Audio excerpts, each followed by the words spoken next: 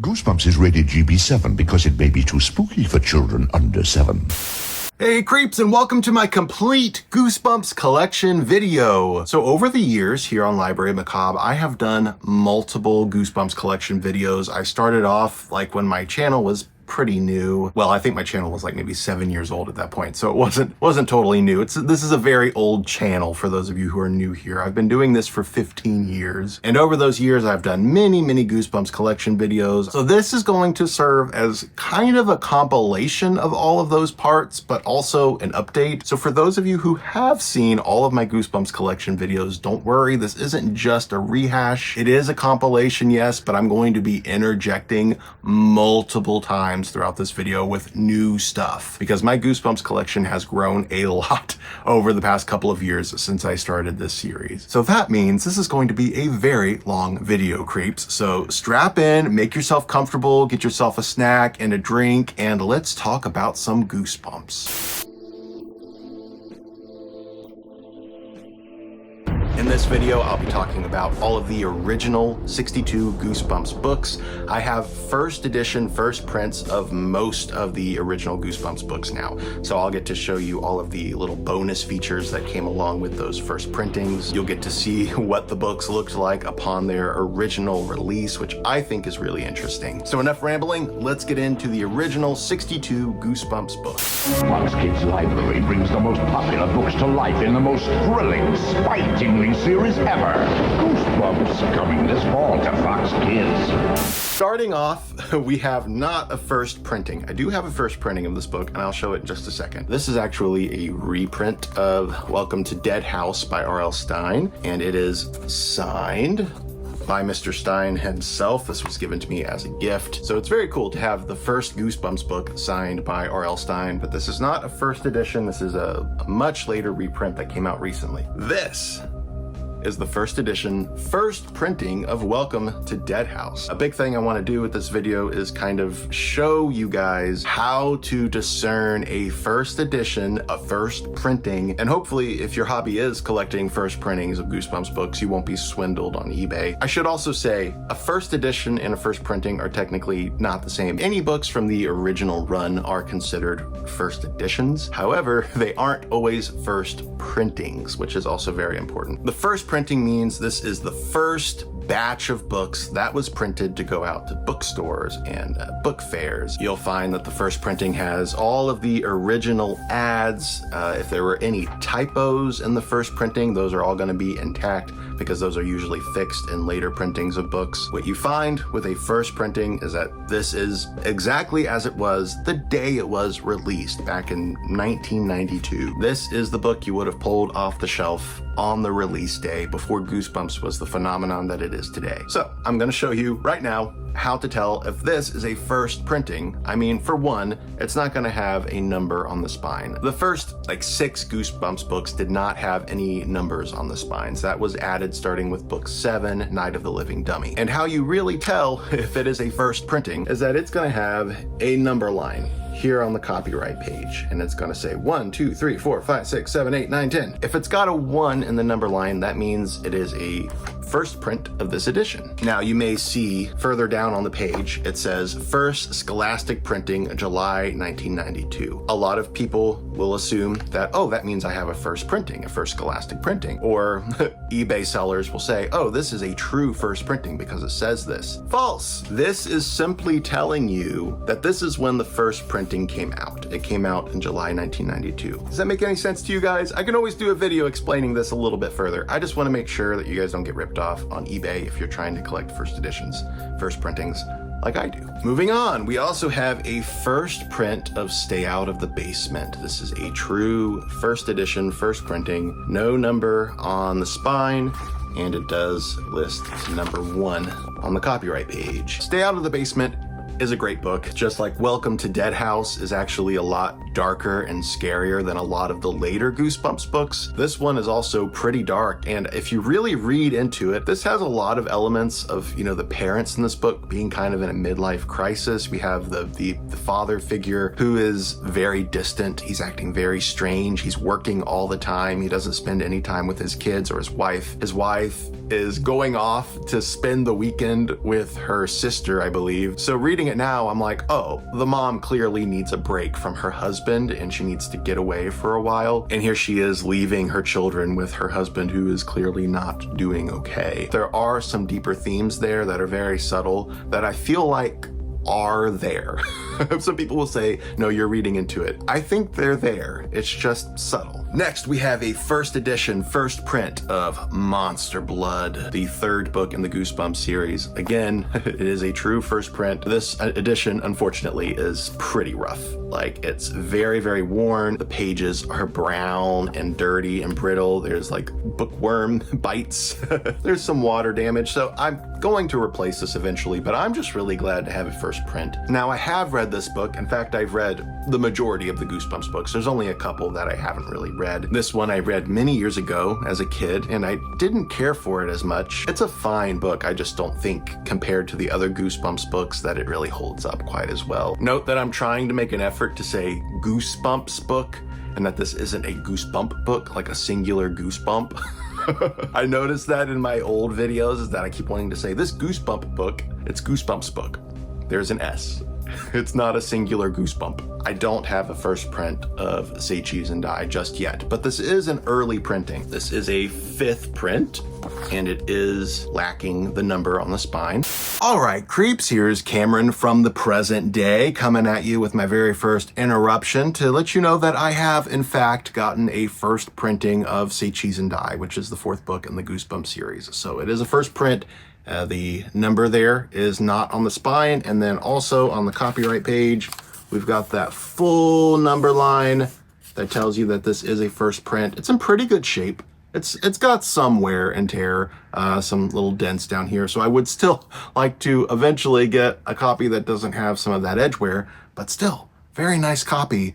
Really glad to have this in my collection, and I'm getting very, very close to having a complete set of first editions. Next up, we've got The Curse of the Mummy's Tomb, which is book number 5. This is also a true first print. As somebody who loves Egyptology and mummies and pyramids, this book rocked my world when I was a kid. And the fact that the kids in this book are actually in serious danger, like there's somebody in this book who wants to kill these kids. It's a lot darker than those later books. Like this one, for instance. Let's Get Invisible, the 6th book in the series, which is basically an allegory for addiction in a children's book. Except these kids aren't addicted to drugs or alcohol, they are addicted to becoming invisible. There's a mirror in their basement that turns them invisible, and they slowly start to get addicted to the feeling, and it starts to change them. A very good book and very intense. So this is a true first edition, first print, and pretty good condition. Now, this one is underrated as hell, and nobody's ever heard of it before. This is Night of the Living Dummy, book number 7. Nobody talks about this. Nobody talks about Slappy the Dummy. I'm kidding. Take a joke, kid. Slappy is, you know, the icon of Goosebumps now. I personally preferred when Curly the skeleton, this guy right here, was the icon of Goosebumps because he's cool, and I always wish that he had had his own Goosebumps book. But here is a true first edition, first printing of Night of the Living Dummy. You do have the number on the spine. This was the first book to have the number printed on the spine. Oh. I have a couple of interesting books here. Speaking of Night of the Living Dummy, here is the Gareth Stevens hardcover edition. This is the large print library edition. The first 10 books in this series were printed in these editions in 1997. So I have Night of the Living Dummy without any of the library markings. I also have Say Cheese and Die in this edition, and Curse of the Mummy's Tomb. Those are the only ones I have right now, but they're really cool and very nice and sturdy. Another interruption by present day Cameron. I wanted to update you and say that I do have another one of these Gareth Stevens hardcovers. I got this pretty recently. It's Welcome to Camp Nightmare, book number 9. So I now have 4 of these, which means I need to get 6 more. So Still quite a bit to go. If you are looking for real thrills, call into Angus and Robertson Book World. Right now, we've got Goosebumps books reduced from $6.95 to $5.55. And that's not all. Only Angus and Robertson Book World gives you a Goosebumps bookmark when you buy a Goosebumps book. This bookmark proves you are a member of Angus and Robertson Book World's exclusive Goosebumps Club, and it means you'll enjoy great Goosebumps offers in the future. It's enough to give you goose pimples. Get your Goosebumps books for $5.55 at Angus and Robertson Book World and join the club now. Welcome back. Moving on to one of my very favorite Goosebumps books is The Girl Who Cried Monster, which has a great cover. I love the purple and the contrast here. It just works really well. Now this one's a little confusing to me because it does have the full number line. It is a first edition. However, I've seen editions of this book floating around that have a little logo here on the cover that says free bookmark inside, and it comes with a free bookmark. This edition does not have that little logo, and there is no bookmark inside. So I don't know if maybe this was a Scholastic Book Club edition, and if the other one was released in stores as the trade edition, or maybe it's vice versa and this is the true first print. But either way, I would love to get an edition with that bookmark inside. But again, the prices for these books are sky high on eBay right now, so the chances of getting one, I'm gonna have to wait. Another Goosebumps library edition. This is one for The Girl Who Cried Monster, and this is one that I showed in my last Goosebumps collection video because it's a little bit of an oddity. It actually is missing a section of the book and reprints another section. And I had somebody comment once saying, oh, that's just because at the end of the Goosebumps books, they would include a preview of the future Goosebumps book, and that's all it is. I know they did that, but that's not it. I have to explain it further because I have to show you how weird this is. So this book goes up to page 90, and then here's page 27. So you have page 27 through 58, and then it goes to page 123. So you've got the ending of the book, and then it goes to the preview for the next book. So this is seriously just a misprint, and part of me was really disappointed to see that when I got this book home, but then I realized it's kind of a weird thing. It's kind of cool to have. So a library edition with a misprint. Next up, book number 9, Welcome to Camp Nightmare. Unfortunately, this is one of the very few Goosebumps books I have that isn't a first print. This is actually an 18th printing, but it is in really nice condition, and it's cool to just, have it as a placeholder until I can find that first print. But again, very expensive. Don't raise prices. I wouldn't want to be accused of unfair business practices in my own town. And I can't be responsible for what happens to greedy little pigs. Book number 10, The Ghost Next Door, another much darker Goosebumps book that has actually a very sad ending, and it always makes me cry every time I read it. This is a true first print in wonderful condition. My favorite Goosebumps book, The Haunted Mask, book number 11, another true first edition, first print in beautiful condition, and it also includes the cardboard mask still intact. I am so happy to have this daggone book. Book number 12, Be Careful What You Wish For. Now at this point in the series, starting with book 11, we started having extra fun little things included in pretty much all of the Goosebumps books. Not all of them, but mostly all of them. And this is an example of that. This says special Goosebumps tattoo inside. It took me forever to find a copy of this for a good price, and I finally did. Piano Lessons Can Be Murder. This one is a true first edition, first print. Great shape. One of the best covers in the series. I love this cover, and the book itself is so much fun. Moving on to book number 14, The Werewolf of Fever Swamp. This is not a first print.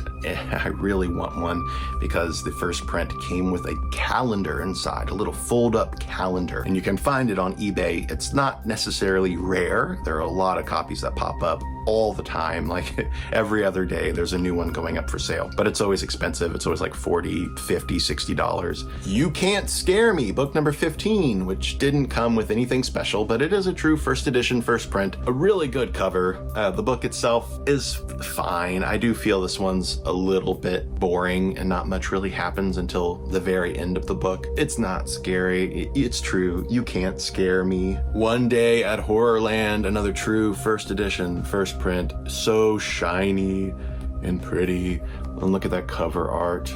Oh, it's so vibrant. I always wanted to go to Horrorland as a kid. I didn't care if it was dangerous. I didn't care if there were monsters who wanted to kill me. I did think the idea of like pinching the monsters and making them deflate was kind of dumb. Even as a kid, I was like, that's stupid. But still, I do enjoy this book.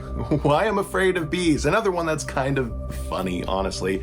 I mean, even the cover makes me laugh. But I do know people who have read this book and said that it actually really scared them because they're afraid of bees. This is a first print, and there's nothing really exciting about it except that it does have that logo there on the cover that says, "What gives you goosebumps? See inside for details." And then there's this form in the back of the book that you could fill out to win prizes. So that's another example of some of the neat little things that you only see in the original first prints of these books. The next book also has that same "What Gives You Goosebumps" little splat on the cover. This is Monster Blood 2. This is the appearance of Cuddles the hamster, and I talked about this in my last Goosebumps collection video that I actually ended up naming my cat after Cuddles the hamster. Rest in peace, Cuddles. He was my best friend. I had him from the time I was 3 years old until I was 18. But anyway, not to be a bummer, this is the wonderful cover for Monster Blood 2. It doesn't matter how scary he tries to be, he's just so cute. They kept the "What Gives You Goosebumps" thing going. This is number 19, Deep Trouble. I always loved this cover, but I was very disappointed by the fact that it's actually about a mermaid. That's kind of the premise of this book. I still think it's good. I think it's a really good book, and I loved it as a kid, and I loved it when I reread it as an adult. And if I recall, there is an appearance of a shark, but it's, you know, it's not the premise of the book. Number 20, The Scarecrow Walks at Midnight, one of my favorite books, one of my favorite covers, and this is a first print. It says "Free Bookmark" inside, and here is the bookmark, still intact. And with that, we're gonna go to a commercial break. Every night, the ghost of the poor boy roamed the halls looking for his missing head. Even now you hear his footsteps. Let your imagination run wild at Target, where you'll find the latest Goosebumps books and videos, plus a huge assortment of candy. I knew that wasn't a real monster.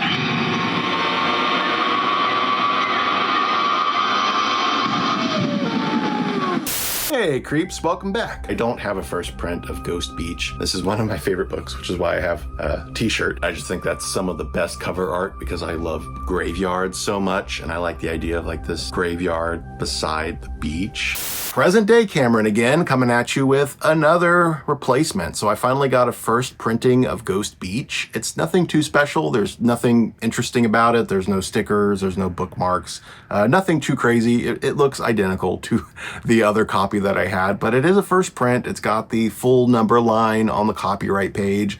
Some people are only into collecting the first editions with that original artwork. They don't really care about what printing run it is. That's fine. This is something that I'm just into. I'm just really glad to have a nice first printing of this. It took me a long time to find this one for some reason. Go Eat Worms, which I don't even know if I've read this one, or maybe I have and I just forgot about it. I love the cover. I think the cover is very cool, but the book itself, if I did read it, I didn't remember anything about it other than I know there's a giant worm at the end because I've seen the TV episode, but I really don't think I've read the book. Next is number 23, Return of the Mummy, which was the introduction of the Goosebumps fan club. This was the first time it was ever marketed, was in this book. Of course, the Goosebumps fan club was a really big deal when I was a kid. I wanted to be a part of it so bad, but it was expensive and my parents said no. And then eventually I got them to cave and they ordered it for me, but it was too late.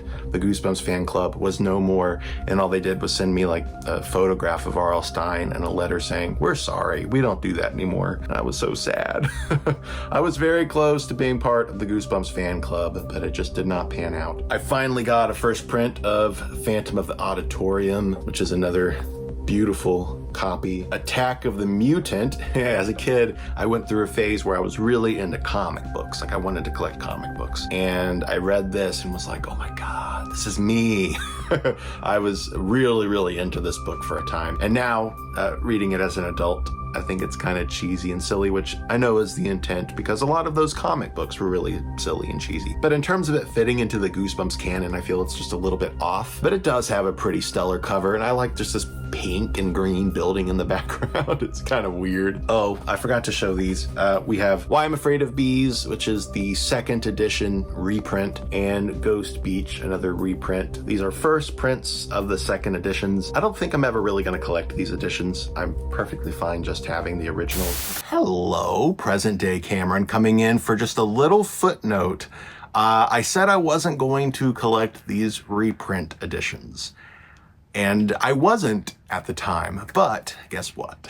Since then, I have amassed quite the collection of reprints. So that is going to be coming later on in the video. Stay tuned, or you can check the timestamps down below for a whole section all about Goosebumps reprints. My hairiest adventure. This one gets a whole lot of hate. I mean, it's a silly book. It is about puberty basically, and it doesn't have the most interesting cover, but it does make me laugh, and I think the story itself is a riot. I finally was able to replace my old copy. If you saw my previous video, you'll see that my old copy was in terrible condition. This one is a pristine first printing, so much better. I've had so much luck these past couple of years just replacing all of the old books in my series and trying to get nice first prints. There was an eBay store recently that posted a ton of them, and they all had like the stickers and the bookmarks and stuff included for a couple of dollars a piece, and I snatched a whole bunch of them up, and I was so grateful. So I got to get most of these all in one swoop for very cheap. And then there was a half price books near me that had a whole bunch of nice first prints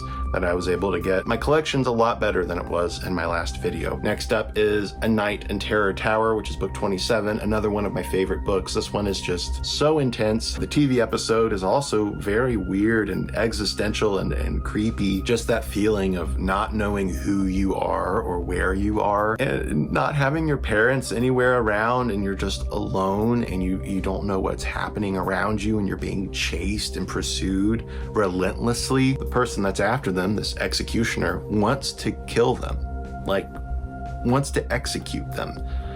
It's dark stuff. Next, Cuckoo Clock of Doom, which is lighter and not quite as intense, but you also have this sensation while reading the book of, this kid turns the head on the bird and the cuckoo clock because his dad collects antiques. He wants to get his sister in trouble and blame the head being turned on his sister. Well, it turns out when he turns the head on the cuckoo clock, he turns back time, and every day he wakes up, he's a little bit younger until he's just a baby, and soon he's going to be no more. Like, he will not exist anymore, and that's it. Again, it's kind of dark, but also kind of silly at the same time. But this is a beautiful first print.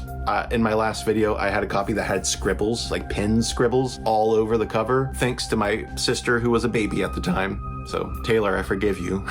But I was able to finally get a replacement, so this one looks very nice. All right, I've been talking for a long time. I need to go get some water. Here's a commercial break. Can you identify who it was that frightened you, ma'am? I'll try. This Halloween, terrifying creatures are on the loose at Taco Bell. It's them! Wanted Goosebumps at Taco Bell. Slappy's Candy Keeper, Cuddles the Horrible Hamster, Rappin' Mummy, and Skullmobile. Get them now. Goosebumps collectibles, only at Taco Bell.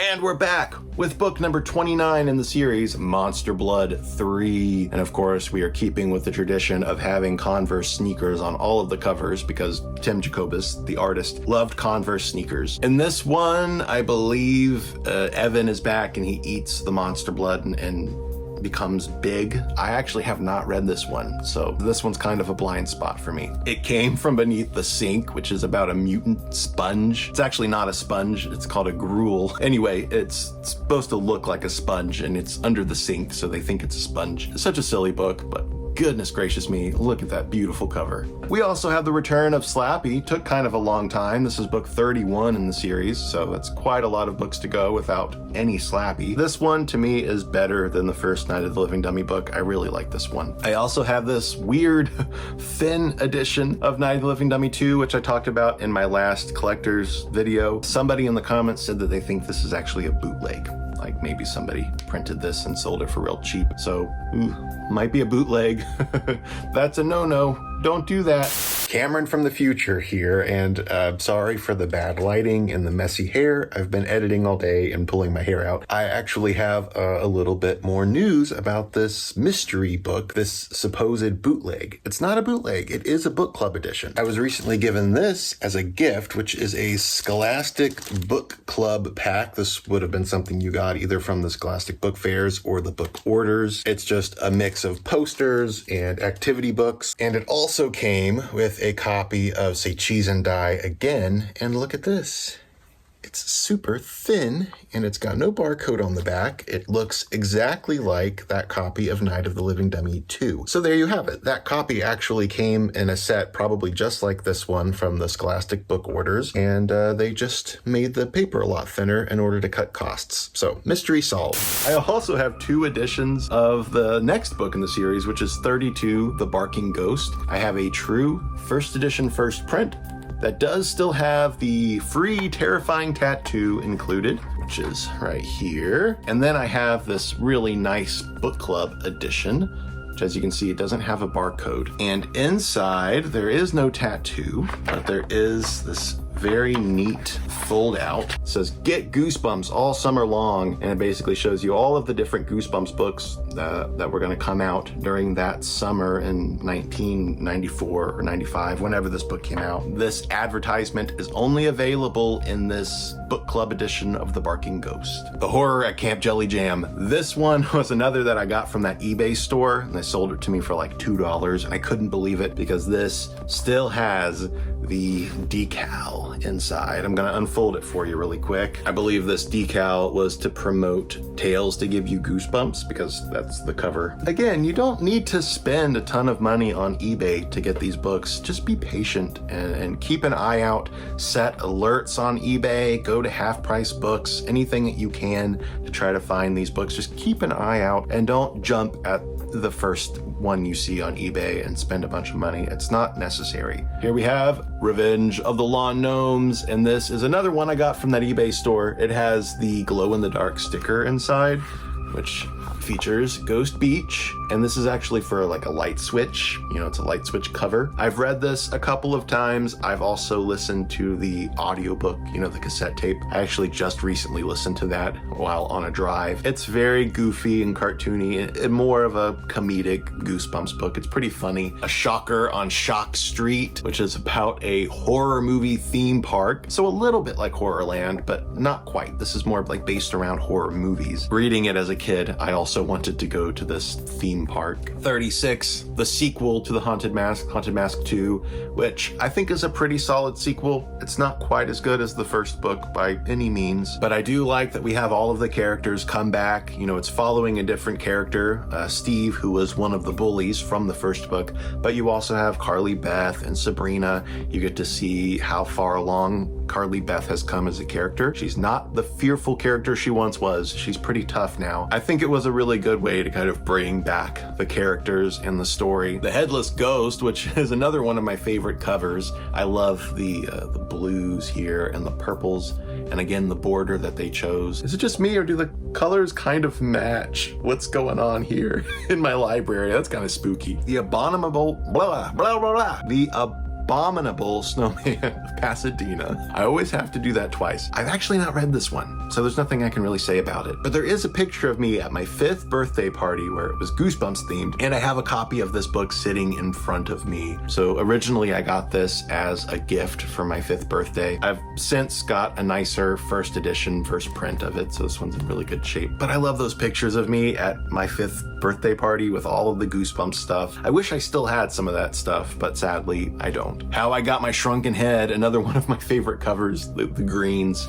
I love those greens. This book is a weird one, but it's very enjoyable, especially if you like jungle adventures. Now we are entering the 40s. We have Night of the Living Dummy 3, which also is a first printing with the cards and bookmark. This one might actually be tied with Night of the Living Dummy 2, now that I think about it, because not only do you have Slappy in this book, but you have multiple dummies, and I like the dusty attic in this book as well, where all of the dummies are kept. It's just very spooky. Bad Hair Day, which also has kind of a goofy cover and a very goofy premise about a magician stuck in the body of a rabbit. Number 42 is Egg Monsters from Mars, which as a kid was always one of my very favorite covers, but then when I grew up and I actually ended up reading the book for the first time, I discovered that the book is not one of my faves. It just has kind of a meandering premise, but I love the cover and I love the creation of the egg monsters from Mars. This book also has the bookmark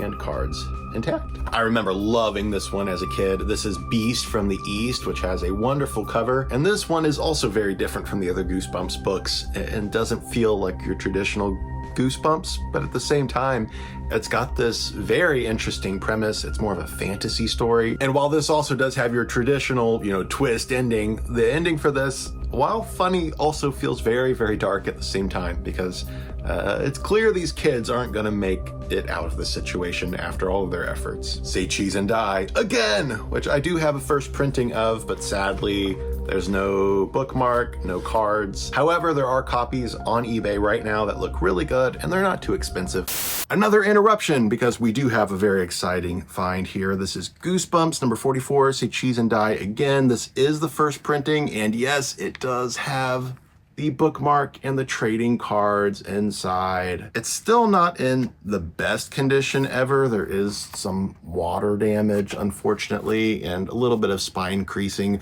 So eventually, if I can find a better copy, I'll pick it up, but only if it's cheap. I'm not gonna go out of my way to find another one. I'm just glad to finally have the trading cards and that bookmark intact. We have Ghost Camp, which has a great cover. I also have a puzzle of this one that I used to put together all the time back in the 90s. I just love these camp books because it does remind me of my own experience as a camper in middle school, going to camp for a week, camping out in a cabin with my classmates and telling ghost stories around the fire, all of that good stuff. How to Kill a Monster. At this point, most of the books came with Goosebumps trading cards and bookmarks. Like this was at the peak of Goosebumps craze back in the 90s. Pretty fun book. It's another one that has kind of a Southern Gothic vibe to it. Here's one I never read. This is Legend of the Lost Legend. I guess the cover didn't appeal to me quite as much, but looking at it now, I think it looks really cool, and I do want to read this. This was more my speed when I was a kid. Attack of the Jack-o'-lanterns. I loved this book. I read it over and over. I just loved Halloween, so a bunch of pumpkin heads, like, yeah, I'm there. This one has the trading cards. There's actually a picture of me as a kid holding a library copy of this book. Vampire Breath, another one of my faves as a kid. It's got those, spooky storms and a really funny twist ending. Now, a little fun fact, this is a first edition, first print. Doesn't come with any cards or bookmarks or stickers or anything. However, at the exact same time that this was published, they also did a Scholastic Book Club edition, which has some shiny holographic stickers inside. I used to own a copy of that one, but as a kid, I had taken the stickers out. So I finally found a nice first printing, but I would really like to track down the Book Club edition that has those holographic stickers. Here is Calling All Creeps, as the bookmarks and the cards. I believe there was also another edition of this as a book club edition that was published with the cards and the bookmark, but it also had holographic stickers. This is one of my favorite covers. I mean, this one does not get enough love. Those creatures are awesome. I love the phone booth. I love the lighting, how the light kind of reflects off of the skin of these monsters. Here's another that doesn't really get enough love in my opinion, but I kind of understand why at the same time, because it has a really kind of dumb ending, but I love it because it makes me laugh. On one hand, I feel like the first part of this book is really creepy and spooky, and it totally makes you feel the Christmassy winter vibes, but at the same time, the ending comes and kind of slaps you in the face with this really silly moment. But anyway, this is Beware the Snowman, and I love it. I try to read this every winter. I don't always succeed, but hopefully this winter I can get a chance to reread this because it's just such a fun time. Here we go. Here's a good example of that Scholastic Book Club thing I was telling you about. So here is How I Learned to Fly. No barcode. So that's your first clue true that this is a book club edition. It comes with the standard bookmarks and trading cards, which the first printing has, but also this includes some holographic stickers. So this is one of those occurrences where the book club edition is actually a little more valuable than the first edition. And we have probably one of the goofiest Goosebumps books of all time, Chicken Chicken. So yeah, nice shiny copy of that. A pretty rare book overall. Now we're gonna move to the last few books, which are down here on this shelf. But before I do that, let's go to commercial. You can take the kids down under the sea with Ariel. And beware, you're in for a scare as the ghouls from Goosebumps rise to life at the new Goosebumps Horrorland Fright Show. Welcome back. It's time to continue on with the last few books in the series. We have Don't Go to Sleep, which is, I think, one of my least favorite books in the series, even though it is one of my favorite covers. I think it's a really cool cover. But the book itself, it's a big, long, extended dream sequence, basically. And it's just kind of weird and goes all over the place. I do want to reread this one day, though, and hopefully I'll feel a little bit different. Bookmark, trading cards, got them. Here's another goofy one.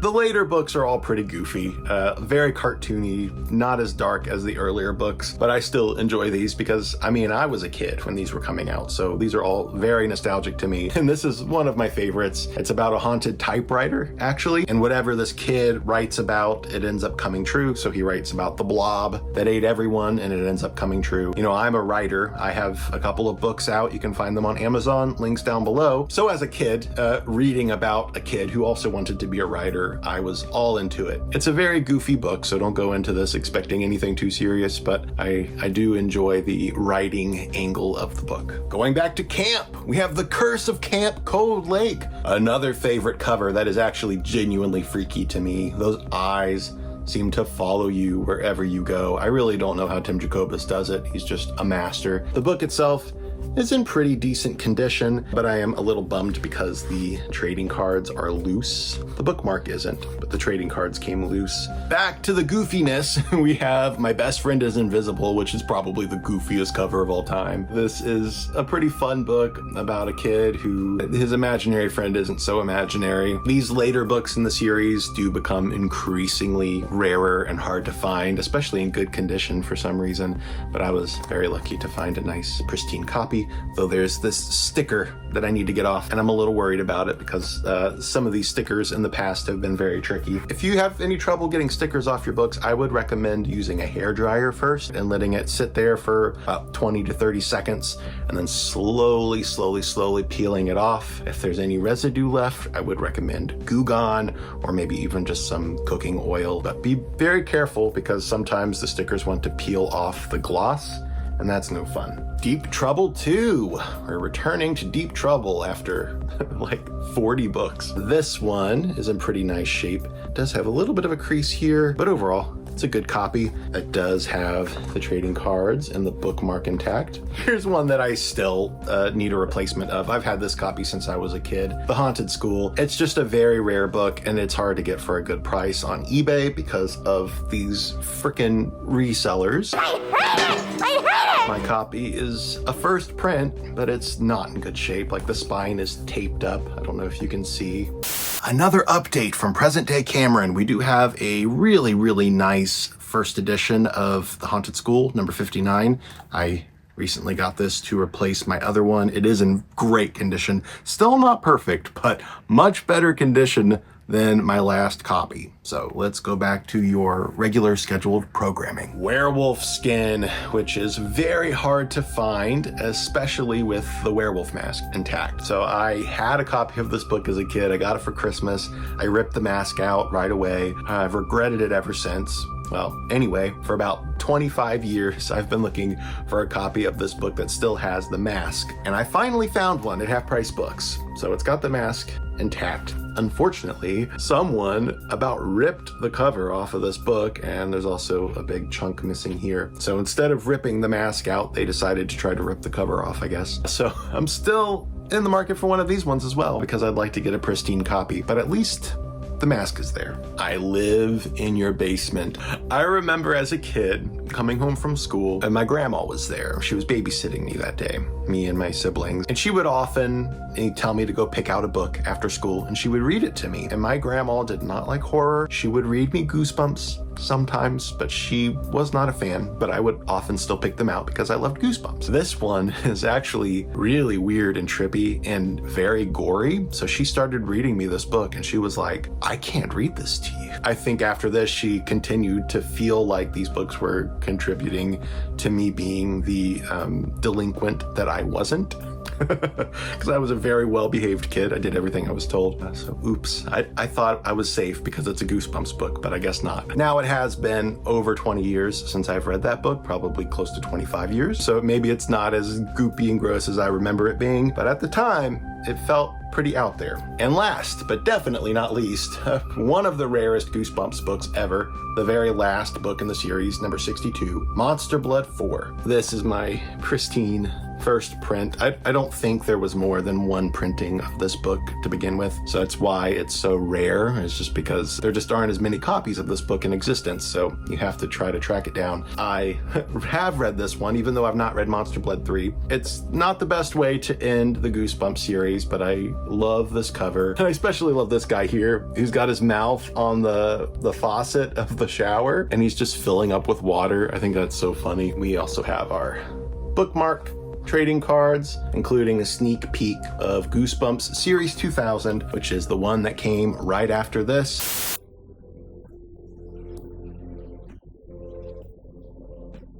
And we're back for an exclusive section for this video where I talk all about reprints. And this is the first round of reprints. As you guys probably know, in the early 2000s, they started reprinting the Goosebumps books with this cover design. It's got the original cover art by Tim Jacobus, but they have this totally new cover design where the font is a little bit more in style of Goosebumps Series 2000. Now, these have actually kind of been harder to find. Of course, these would be hard to find right when I start getting interested in collecting them. I remember back in the day, this was all you could find. Like if you go into a used bookstore, this is all they would have. Now I rarely see these, and I'm trying to collect first printings of them, so that's another thing that makes it a little bit harder. Anyway, we've got Welcome to Camp Nightmare. Very nice first printing of the reprint edition. Of course, Why I'm Afraid of Bees. I already showed this one to you. I've had this one since it was released. The Scarecrow Walks at Midnight, which matches my shirt, except the colors are a little different. The Barking Ghost, Attack of the Jack-o'-lanterns, How to Kill a Monster. And then we've got this hardcover library edition of The Haunted School. I would like to get just the regular trade paperback edition, but I don't know. It's kind of cool to have a hardcover. This is really annoying. I don't know why that's there exactly. Maybe they were blocking out some kind of sweepstakes or something that was on the cover. I don't know, kind of weird, but yeah, there you go, a hardcover library edition. And then I also have this weird little thing. So this is Tales of Suspense for boys, so not for girls. If you're a girl, I'm sorry, you can't buy this. This has 3 novels in it, a Gordon Corman book, an Animorphs book, and Goosebumps, Welcome to Dead House, all in one weird little bind-up edition. I don't know, it's weird, but it's part of my collection. And then moving on, of course, I have the modern day reprints. I swore to myself that I would never ever buy these because I don't really like the covers, or at least I didn't at the time. I think some of them have grown on me a little bit. Only some of them though. I don't have all of them. I'm trying to find A, ones that are in nice condition, and B, ones that are first prints. And it's kind of getting hard to find some of these as first printings. I mean, each of these have like 50 printings already, so it's a little hard to narrow it down to that first print, but I'm slowly getting there. So this is the earliest one I have. It's Be Careful What You Wish For. The reason why it's nice to collect first printings of these is because those early prints have those really nice embossed covers. They later got rid of that for additional printings, but those first printings are always really nice, very nicely embossed. Now, like I said, some of these I like more than others. I'm not a big fan of this cover in particular, but I'm a completionist, and if I'm gonna buy one, I gotta buy them all. As long as I can find them for cheap, though. I'm not going out of my way to spend a lot of money to get these. So we've got Say Cheese and Die. Again, not the biggest fan of the cover art, but it is really nicely embossed. The Werewolf of Fever Swamp. I actually really like this one. I love the colors. I love that pose. I think it looks pretty cool. I do wish the font, the title here, wasn't so big because it is blocking a lot of the artwork, but if it had been just a little bit smaller, that would have been nice. A Night in Terror Tower. I don't hate it. I don't love it, but I don't hate it. And when I say I don't love it, I mean I don't love the artwork. The books, obviously, I love these books with all my heart and soul. That's why my channel is dedicated primarily to Goosebumps. I mean, my channel has everything, but it's got a lot of Goosebumps. Obviously, I love these books. Welcome to Dead House. I quite like this cover. I like the purple. Ghost Beach. Love this cover. Love this one. This one looks good. Still not as good as that original Tim Jacoba's artwork, but still really nice. And this does have a Borders sticker on the back, which is really weird to me because this book came out when? This reprint came out in 2010, and all of my Borders had closed down long before then. So it's crazy to me that there was another Borders still open somewhere in 2010. You Can't Scare Me. Again, not the best cover, but it is very nicely embossed. I love that attention to detail. Vampire Breath, definitely more cartoony, but still looks pretty cool. Stay Out of the Basement. And then this is where they got cheap. No embossing. It's flat. It's flat as a board. Slappy doesn't have an ass. It's not raised. It's just completely flat. I don't like that. You'll find that all of the books are not embossed. Not even a little bit.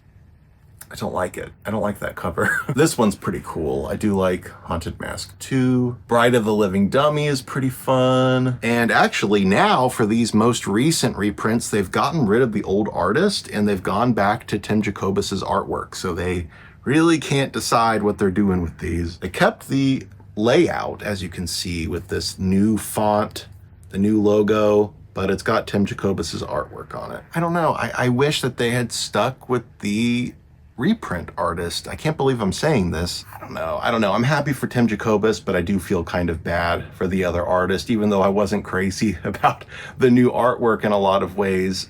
It was still something different. So yeah, anyway, this is what they're going with now. We've got Egg Monsters from Mars there. And then we've got the Invasion of the Body Squeezers books. Now, if you know, in the Goosebumps Series 2000 editions of these books, if you put the covers together, they matched up and they created one big scene, but they did not go with that for this. As you can see, it doesn't match. They definitely cut some corners there, as they commonly do. Those are the last two reprints that they've done. I don't know if they're going to do any more of these. Maybe some of you have some news, have the scoop on Goosebumps reprints, but as far as I know, these were the last two, and I don't know if there's going to be any more. Anyway, there are the reprints, and now back to your regular scheduled programming. Here, kitty, kitty. Here, kitty, kitty. Here comes the bride, here comes the bride. Teacher's pet, teacher's pet. Enter the new millennium of fear. Goosebumps Series 2000 by R.L. Stine, wherever books are sold. Get ready to be scared, really scared. I love that Christopher Pike is over here on my shelf looking at me thinking, you're talking about that piece of trash again? Hey, Pike, be nice, man. We're talking about R.L. Stine here. Starting off, we have the very first Goosebumps Series 2000 book. It is called Cry of the Cat. So Goosebumps Series 2000 was kind of an answer to the dwindling book sales of Goosebumps. They wanted to revamp the series and make it just a smidge darker, so that way it would appeal to the kids who had already kind of outgrown Goosebumps by this point in the late 90s. So these books are just a tad bit darker, a tad bit scarier. At least that's how they're marketed. But anyway, Cry of the Cat, a very strange book. I have read this one, and it's weird, but I like it. It's a pretty good time. Honestly, I wish they had just continued the Goosebumps series as it was originally, so that way all of these books would have that original Goosebumps border. But still, I think it's a pretty good design overall, and I like that the covers are completely embossed, whereas with the original Goosebumps books, it was just the font. You didn't have all of this embossing on the actual artwork itself. So I think this adds a whole new layer of depth to Tim Jacobus's artwork. And because I have a first printing of Cry of the Cat, it does come with the decal, which you could use to put on a t-shirt. I had another copy of this book, the one that I grew up with, and I tore the decal out, and instead of putting it on a t-shirt, I used it as a poster. I guess I didn't know at the time how to properly apply a decal to a t-shirt, so I was lazy and just tacked it up to my wall, but I eventually found another copy of this. Am I gonna put it on a t-shirt? Heck no, it's staying in the book. Next we have book 2, which is the return of Slappy the Dummy, and this time he's in search of a bride. We have Bride of the Living Dummy, which is one of my very, very favorite Living Dummy books. I think of all the ones I've read, this one's the best. Is it technically as good as, say, Night of the Living Dummy 2 or 3? No, but this book is just kind of crazy and off the rails, especially toward the end of the book. If you've seen the TV episode, it does the same thing. It just goes completely bonkers. And there's kind of a really dark twist involved that watching the episode just recently, I was like, damn, this is kind of messed up. Creature Teacher. This is book 3 in the series, which has an awesome cover. And again, we've got that embossed cover. And it's just got so much depth. It really pops out, like the book literally pops out at you. There's actually a picture of me as a kid at the photography studio that my sister used to manage. And she always liked to have me come in and she would take pictures. And there is a picture of me holding this book in one of the photo sessions. She would just kind of let me bring whatever I wanted. And that was usually just like a stack of books. So yeah, there's a picture of me holding this book. Goosebumps and I go back a long way. Next, we have the first and only Goosebumps two-parter here. This was a kind of a mini-series event, and as you can see, if you put the books together, they match up and make one single image, which is pretty neat. We have Invasion of the Body Squeezers Part 1, which is actually a Scholastic Book Club edition. As you can see here, there's no barcode, and if you open it up, they have an ad for a Goosebumps Scholastic Collectors Club that you could subscribe to through the Scholastic book orders. So this isn't a true first edition, it's a book club edition, but it does have that cool insert, and you've got this kid just screaming his head off. And then here is Part 2, which is a first edition, first print. I've never read these before, but I've actually heard they're not great, so I'll have to read them for myself and see what I think. I've actually still not read very many of the Series 2000 books. I've read maybe 10 of them if I were to count. I need to eventually just read all of them, and maybe I'll do a reading vlog where I binge the whole series. We'll see. It really just depends on if you guys are interested in that kind of thing. So you have to let me know down below in the comments, so that way I know that's what you want to see. I Am Your Evil Twin, which I think has a really cool cover. I like the shattered glass, and then you see the evil twin just beneath the surface there. I had a copy of this that was pretty damaged and torn up from just having it since I was a kid. But this is a newer copy that I've found recently at a thrift mall. It was like 50 cents and it's in great shape. So I picked this up really quick to replace my other copy. Revenge Are Us. What a great title. This is also a really nice cover, though I have nothing to say about the actual book. And that's another weird thing about the Goosebumps Series 2000 is that they don't have traditional synopses on the backs of the books. It's just like a quote from the book. So there's really no way of me knowing exactly what this is even about, but I'm guessing it involves revenge. Fright Camp. Look at this amazing artwork. It's so good. My experience with Series 2000 is that they're not quite as good as the original books, but Tim Jacobus, he's always good. It doesn't matter what he does. He cannot fail. Look how amazing this artwork is. This guy is equal parts cuddly and terrifying. And again, we have another camp book. So R.L. Stine loved to do a camp book every summer, and this is continuing that theme. This is a cover I did not like as a kid, and it still creeps me out because I hate spiders. You may say, oh, Cameron, spiders mean no harm. They're more afraid of you than you are of them. I had a traumatizing spider experience once. And that thing charged at me, and it was coming for me, and I know it because I could see it in all of its eyes. It didn't look too much different than this one, actually. So this is Are You Terrified Yet? Yes! Microverse, Micro-Universe, Maximum Action! Incredible new worlds of microplay are within your grasp! Enter Transformers Beast Wars. The Maximal Killer Whale storms to the surface. The Predacon Spider attacks with an insectoid assault. The whale takes a stinging hit, then launches a killer counterattack. Then enter the Goosebumps Terror Tower. It's an in-your-face fright fest. Fear awaits you. Drop through the room and escape from doom. Microverse, Micro-Universe, Maximum Action. Microverse. Microplay said sold separately.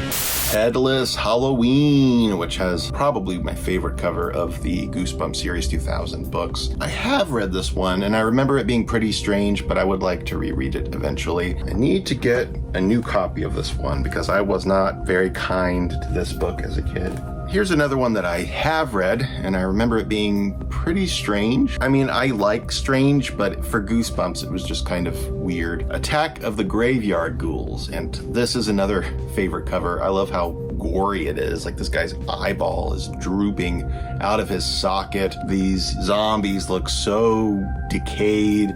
This guy has like an eyeball that's turned white. It's very scary looking. This really does remind me of Return of the Living Dead. These zombies are like, I just want to party. I just want to party! Brain juice. Very striking, stark image here. Just like the black background and a brain covered in purple juice. Very simple, but very effective. This one sounds like just a really weird, off-the-wall alien story that I'm very curious to read. I have to get to this. I've had this book since it came out. I still haven't read it. Return to Horrorland, which I've read, and I just don't really remember anything about it. I, of course, remember just about everything about One Day at Horrorland, the first book. This one, I can't tell you hardly anything about it. I remember enjoying this. I just have no memory of it. Jekyll and Heidi. I've not read this, but this cover, every single time I see it, makes me want to just sit down and read it right now. I love the perspective, that warped perspective, which Tim Jacobus has used many times throughout the whole Goosebumps series, going back to the very first book. But this one's like an extreme angle, and it just looks so cool, very dynamic. He uses it here too in the next book, which is called Scream School, which is just this extreme angle. It kind of warps everything. I read this one recently and did not enjoy it. I was very disappointed by it because I love the cover with this red-headed mohawk guy and his face is melting. It's just very gnarly and a really cool looking character, but the book itself isn't really horror or spooky. For me, just nothing happened in it and I was very underwhelmed. The Mummy Walks. I love a good mummy story, so I'm excited to get to this one whenever I start binging through the series. This is another one that I used to have a pretty torn up copy of, but I recently was able to replace it for like 50 cents. I've had a little bit of luck replacing some of these. This, however, is not one of them because this is the copy. I don't know if you guys remember from my last Goosebumps collection video when we were looking at Series 2000. I went to go put this back on the shelf and the cover ripped. Oh, it was a little traumatizing, and I think it was traumatizing to everybody in the comments too, because it was a terrible sound. It wasn't a good moment. I still have to replace this one and get a nicer copy. That tear is really bugging me. Horrors of the Black Ring. I have read this. However, I was a little kid when I did so I don't remember too much about this. Again, all I can really comment on is the cover art and how amazing it looks. Return to Ghost Camp, which again, I've read, but I don't remember anything about it. I guess these books just aren't that memorable for me personally, but I do love the original Ghost Camp book. I read that as a kid and I remember most of that book. Like, that one really stayed with me even though I only read it one time. This one I read once and totally forgot about it. So they're just not quite as strong as that original series. Can you scare R.L. Stein? Look inside Lunchables for a chance to win a trip to New York. Many will enter. You will win. And help R.L. Stein write a Goosebumps Series 2000 book. You're not chicken, are you? No, Be afraid. Be very afraid. I don't know if this actually features a dragon. I hope it does, because a Goosebumps book with a dragon, like, yes, please. It sounds awesome. It's very different for a Goosebumps book to feature a dragon like that, so I think it's cool. The Haunted Car, which is one of the few Goosebumps Series 2000 books to be republished with the newer covers. I guess it's just like a Christine knockoff, just for kids. I've not read it, but it does look cool. I'm sure I'll enjoy it. Christine is actually one of my favorite Stephen King stories. Full Moon Fever. This is another one that I've read, and it's basically The Haunted Mask, but instead of a mask, you have him turning into a werewolf. If I'm remembering correctly, there's like a candy bar that he eats, and he starts to turn into a werewolf. So a combination of The Werewolf of Fever Swamp and The Haunted Mask. Slappy's Nightmare, which for a long time was considered one of the rarest Goosebumps books. I don't know if it still is. I've not really checked because I've owned this one since I was really little, and I've just had no reason to really look into it because I own it. I'm too busy looking for books I don't own, and I'm never gonna sell this, so there's no point of me looking on eBay. So you can go and look and see. Let me know in the comments down below, is this still rare? Are people still paying an arm and a leg for this? And then we have the last two books in the series, number 24, Earth Geeks Must Go, and number 25, The Ghost in the Mirror. And there was gonna be a book 26 of Series 2000, but it was canceled. That being said, we do have cover art right here by Tim Jacobus, and the book was later repurposed as The Adventures of Shrinkman, which also has cover art by Jacobus, just not the same cover art. So in a way, this is book 26. R.L. Stine just took his original outline and wrote it in a much shorter fashion. It's a little bit smaller than most Goosebumps books, and it's got that different cover art, but it's book 26 in my mind. Now that we're done looking at Goosebumps Series 2000, we're going to get into possibly the weirdest Goosebumps series that has ever existed. But first, a commercial break. A most chilling experience is waiting for you. You can make your next party a real scream with a Goosebumps ice cream cake for a limited time from your local TCBY treat shop. A taste so good you can send shivers down your friends' taste buds. TCBY Goosebumps ice cream cakes for a limited time. And for $5, you can get TCBY treats, gift certificates, and offers from Walden Books, Party City, and DreamWorks Interactive.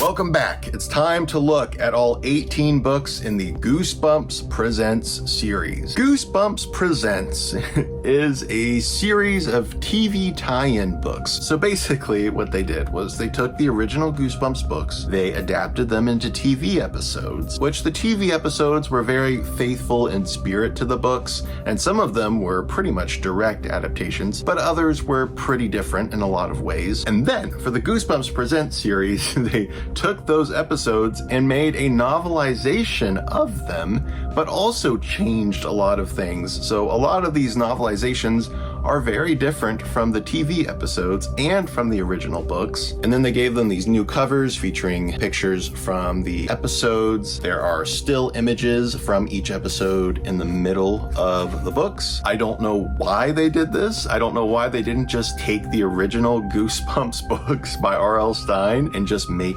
TV versions. Why did they have to pay somebody who was not R.L. Stine to make a novelization of the episodes? It's so weird because the books already existed. It's a little extra.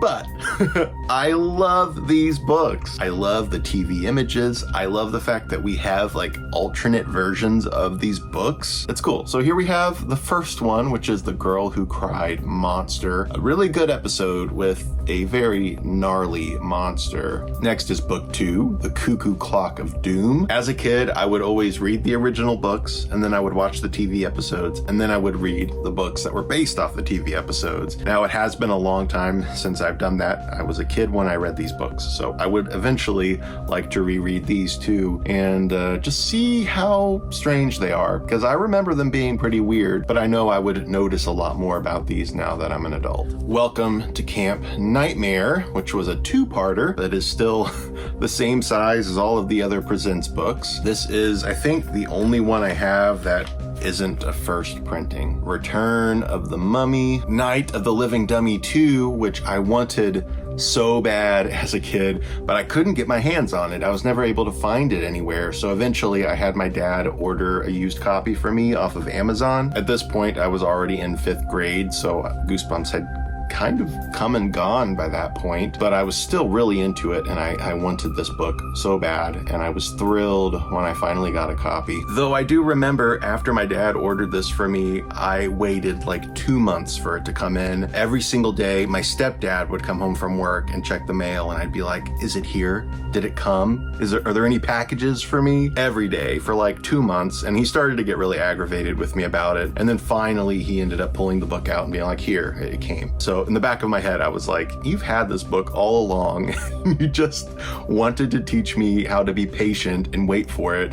But in the meantime, I was also worried that it got lost in the mail. So don't do that kind of stuff to your kids. Don't play mind games. It's just gonna waste your own time. Goosebumps presents My Hairiest Adventure. So as you can see, they did a cover change. I like it. I like this, but I also like the font here with the dripping letters and the pattern behind the letters with the spider web and stuff. It looks very cool, so I do like it. All the rest of the books look like this. Number 7, The Headless Ghost, a very good episode. Be careful what you wish for. Most of these I have are in great shape. Like a lot of these are in mint condition. They're all first prints, so very happy with that. Go Eat Worms. Did I mention that since my last Goosebumps collection video that I've completed my collection of these? I don't think I had this one the last time I made a video about my books. Bad Hair Day, which was the first one I ever bought. Let's Get Invisible, another one I don't think I owned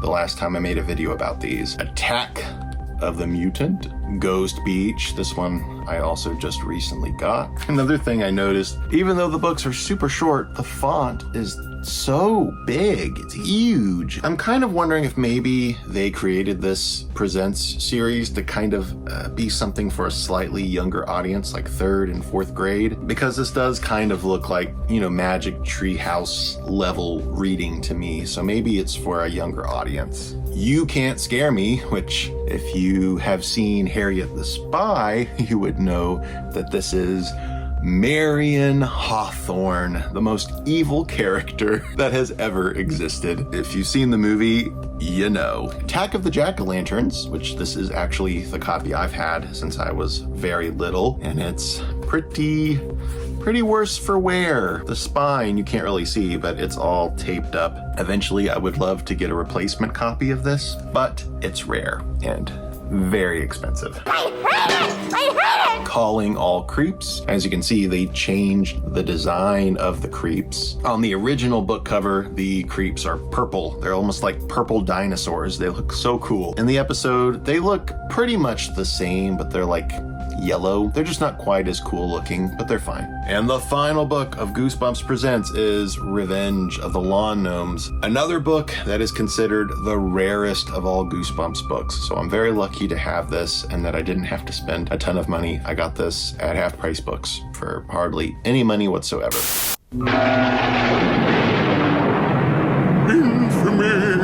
Infamy! They've all got it in for me. Get a free spine-chilling Goosebumps bookmark inside special packs of sugar puffs. It's a monster! Gotcha. Wait for me!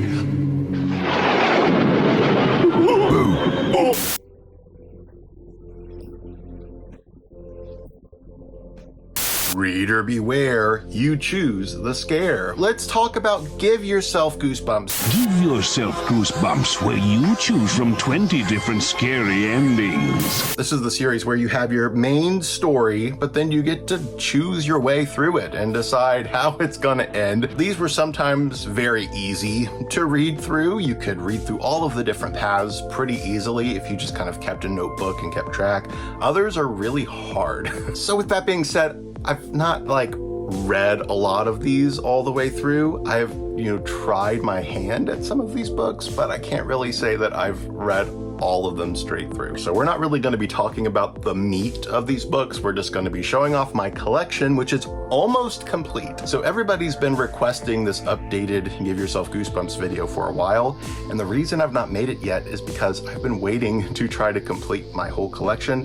There's one book that I still need. And it is like the rarest Goosebumps book of them all. If you collect Goosebumps books, you probably already know which one I'm talking about. But if not, I will tell you at the end of the video or toward the end of the video which book that is. Cameron from the present day here yet again. Just for a little footnote, my Give Yourself Goosebumps collection is now complete. I'm so happy to say that. But stay tuned for the end and I will show you that final book that I needed for my collection. Now you can get 3 Goosebumps milk caps. In marked boxes of Honey Nut Cheerios, you can collect all 6. First off, we've got Give Yourself Goosebumps book number 1, Escape from the Carnival of Horrors. They started off with this holographic design, which I love. And as a kid, I was totally hypnotized by these covers. So this is the first edition, first printing. I recently upgraded my childhood copy to this one because my childhood copy was a little bit rough. I still need to get this sticker off. I've tried, but these Kmart stickers are so hard to get off. I don't know if you guys have experienced it before. You probably have. I'm really good at removing stickers. I've got my methods. I've got the Goo Gun. I've got tools that help me remove stickers. I've got the blow dryer. It doesn't matter when it comes to these Kmart stickers. You just have to fight with them, and it's going to take like an hour. So still need to finish my efforts there. Moving on to book number 2, TikTok, You're Dead. Love the cover art here. Even though it's not by Tim Jacobus, I think the illustrator did a wonderful job on these covers. They're very colorful. They fit with the continuity of the original Goosebumps covers while still having their own kind of artistic feel. So this is another one that was replaced from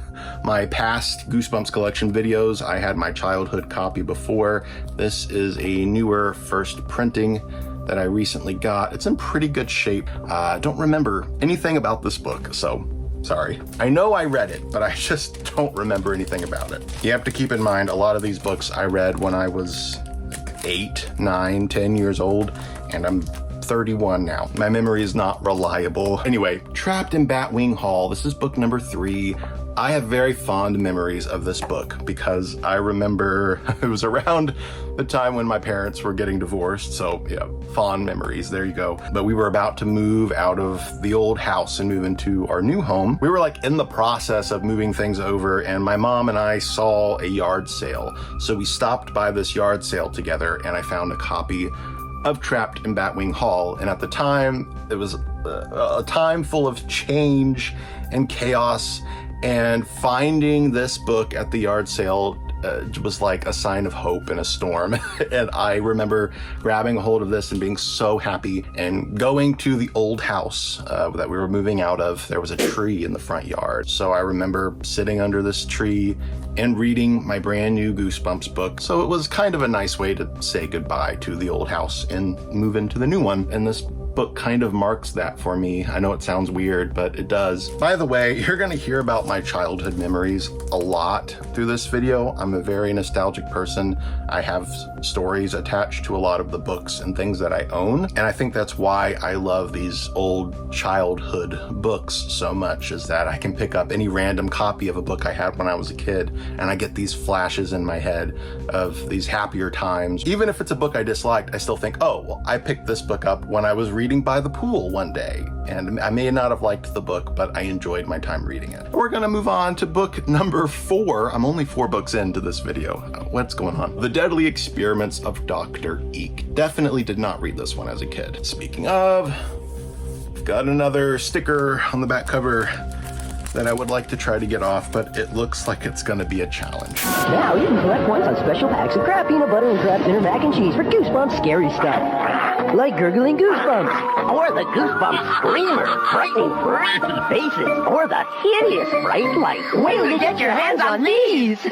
Book 5, Night in Werewolf Woods. Another one that I have very fond memories of. I remember like in 1999 or so, hassling my dad to order some Give Yourself Goosebumps books for me from the back catalog. Remember when books used to have order forms in the back? I influenced my dad to order me copies of this and TikTok You're Dead from the order form. It took like 2 months for them to arrive. It was so long. But of course, back then, we didn't have 2-day shipping. So I didn't really have any expectations. I just knew that it would take a while, and eventually I was going to get 2 really cool books in the mail, and I did. So this was one of them, and I have to say, one of my favorite covers from the whole Give Yourself Goosebumps series. I'm a sucker for werewolves, and this is just really, really rad. Here's one that I still need to replace. This is a 5th print, and I would love to track down a 1st printing of it.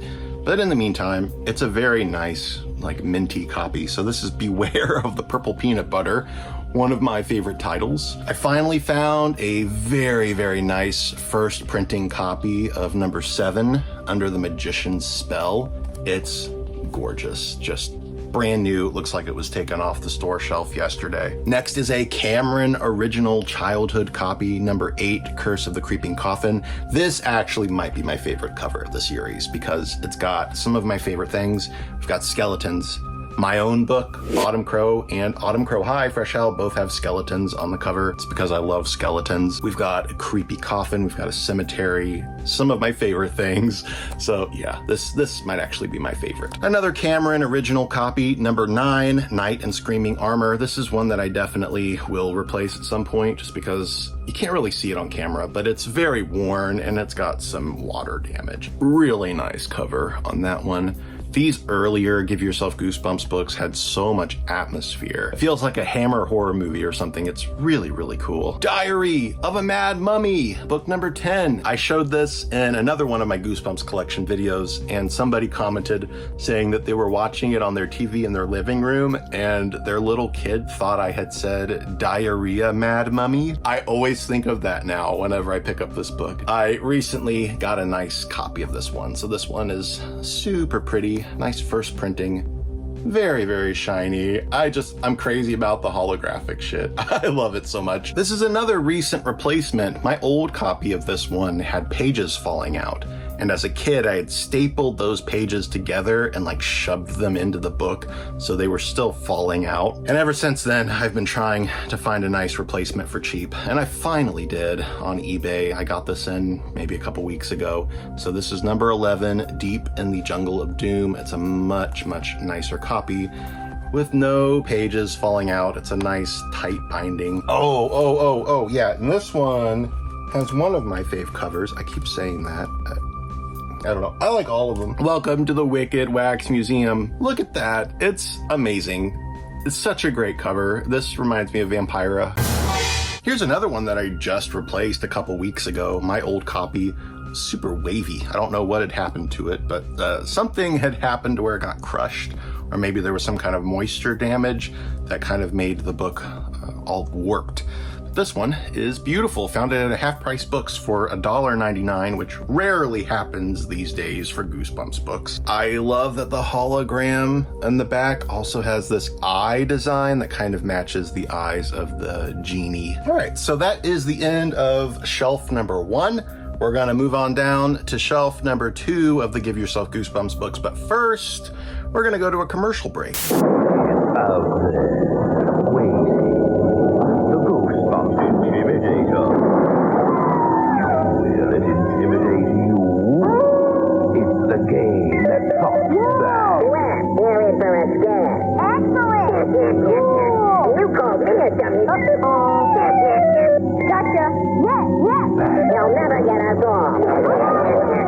Goosebumps Intimidator.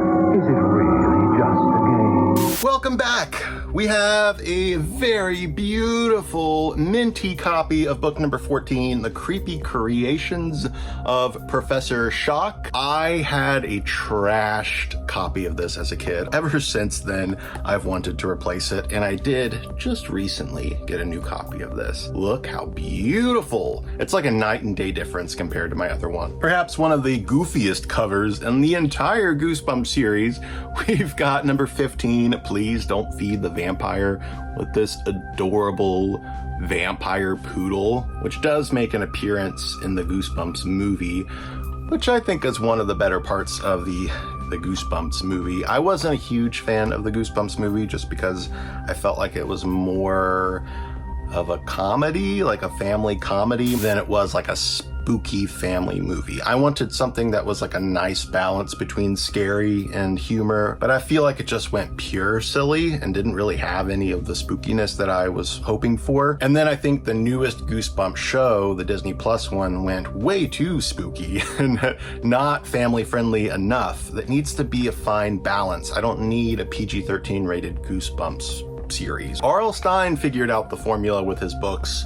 Why can't we figure it out with a Goosebumps show or movie? Well, no, scratch that, because we already did figure it out with the original Goosebumps show from the 90s. Perfect. I know it's silly, I know it's campy, but that's the point. That's what it's supposed to be, and it was just enough. We had genuinely spooky, and we had the silly side of it to keep it friendly for kids. So it was great. We need to go back to that. I hope one day we do. But when it comes to that first Goosebumps movie, I loved that they included something a little more obscure, like the vampire poodle from this book, because I didn't expect them to do anything obscure for the movie. I thought it would be all slappy, and for the most part it is. But I loved that they grabbed a hold of this vampire poodle and put her into the movie. That was a good part. Anyway, I can't remember if when I filmed my last collection video, if I owned a copy of this or not, because I did own one, and then I ended up giving it as a gift, and then I was looking for another copy of it. So I finally found another copy. So yeah, that's now back in my collection. And likewise, I can't remember if I owned this one yet. So this is number 16, Secret Agent Grandma, which I did read as a kid. I checked it out from the library, and my mom and I read it together and loved it. But this one, I did not own until pretty recently. A viewer sent me a copy that served as a nice placeholder for a good long while, and then I finally found another copy that looks pretty much brand new. So this is now my official copy for my collection. It's a great cover. The colors are just wonderful on this one. And then another one that I just recently replaced within the last couple of months is book number 17, Little Comic Shop of Horrors, which was one of my faves when I was a kid. I loved comic books as a kid. I still love them now. In fact, I'm starting to get back into comic books again, which has been a lot of fun. My last copy had a big crease all the way through the front cover, so I finally found a nice, cheap, affordable, minty first printing to replace it. Alfie, these new Goosebumps flick pics are really scary. Thanks. Here's a Goosebumps flick pick in your skips. Number 18, Attack of the Beastly Babysitter. Such a cool cover. I remember seeing this at the library as a kid and being kind of creeped out by this babysitter who's actually a rat. And this one is also great. We've got book number 19, Escape from Camp Run for Your Life, which has the gnarliest cover of all of them. These zombies have like worms coming out of their heads. It's so gross. I've talked about this one before, how it was one of my faves growing up. I have a picture of me in my neighbor's backyard. We're just chilling out on some lawn chairs, and I have a copy of this book laying in my lap. Number 20, Toy Terror, batteries included. We're paying tribute to Chucky a little bit here. Actually, it looks a little bit more like Dolly Dearest to me. Has anyone ever seen that movie? Number 21, The Twisted Tale of Tiki Island, which I did get from the book fair as a kid. And I remember they put this stamp on the inside, and I thought to myself, you ruined the book. I hated when they would open it up and put a stamp inside of it. I'm like, why? I didn't ask for that. And the last book with the holographic cover design. After this book, they decided to switch the design of the covers. So it's number 22, Return to the Carnival of Horrors, which has some ghosts on a roller coaster just having the time of their lives, of their deaths. Here, there's a better view of them here on the back because it's a little bit closer up, and I like these ones in the back that are like getting whiplash back there. It's so funny. All right, now we're going to get into the next set of books, which is when they changed the cover. There wasn't a change in series or anything, they just decided to change the design. But before we get into the black spine editions, as they're commonly called, let's take another commercial break. It's the Goosebumps Screaming Keychain. To get your very own, see specially marked boxes of Dunkaroos for details. But beware, not everyone will love it as much as you do. Welcome back. We've got number 23, Zapped in Space. This is the introduction to the black spines. All of the spines are black. As you can see, the layout is completely different. Gone are the holographic designs of the covers. I don't know why they changed the layout of the covers. I remember when this happened, I was really kind of aggravated with it because I loved the holographic covers. And maybe it was in response to the dwindling book sales and they thought it would just be cheaper to print them like this, which they probably were. I like the artwork, okay? The artwork for these books is fine. I just don't like the more plain layout. That being said, a lot of these books are really, really rare and have become collectible. So I'm glad to have all of these still. Even though I didn't like the designs very much, I still continued to buy them every month, which ended up saving me a lot of money because these books are pretty expensive now. Number 24, Lost in Stink Eye Swamp. A very pretty copy of that. Shop Till You Drop Dead. Love the title. Love this purple monster on the cover. Kind of looks more 80s to me than it does late 90s. This is number 25 in the series. I had a copy of this as a kid, read it a bunch of times, and for that reason, it was in really bad shape, but I recently found a whole bunch of these Give Yourself Goosebumps Black Spine editions at a half-price books for pretty cheap. They were like a couple dollars a piece. I couldn't believe it because these are such rare books, and they were all in beautiful condition, so I was able to replace my other one. Now the horror is in your hands with Goosebumps Monster Head Maker.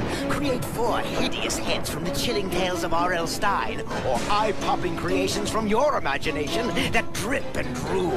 I've got a runny nose. Talk about gross. Crack open a dread head. Monster blood. Or try edible brain bites. Look, Dad.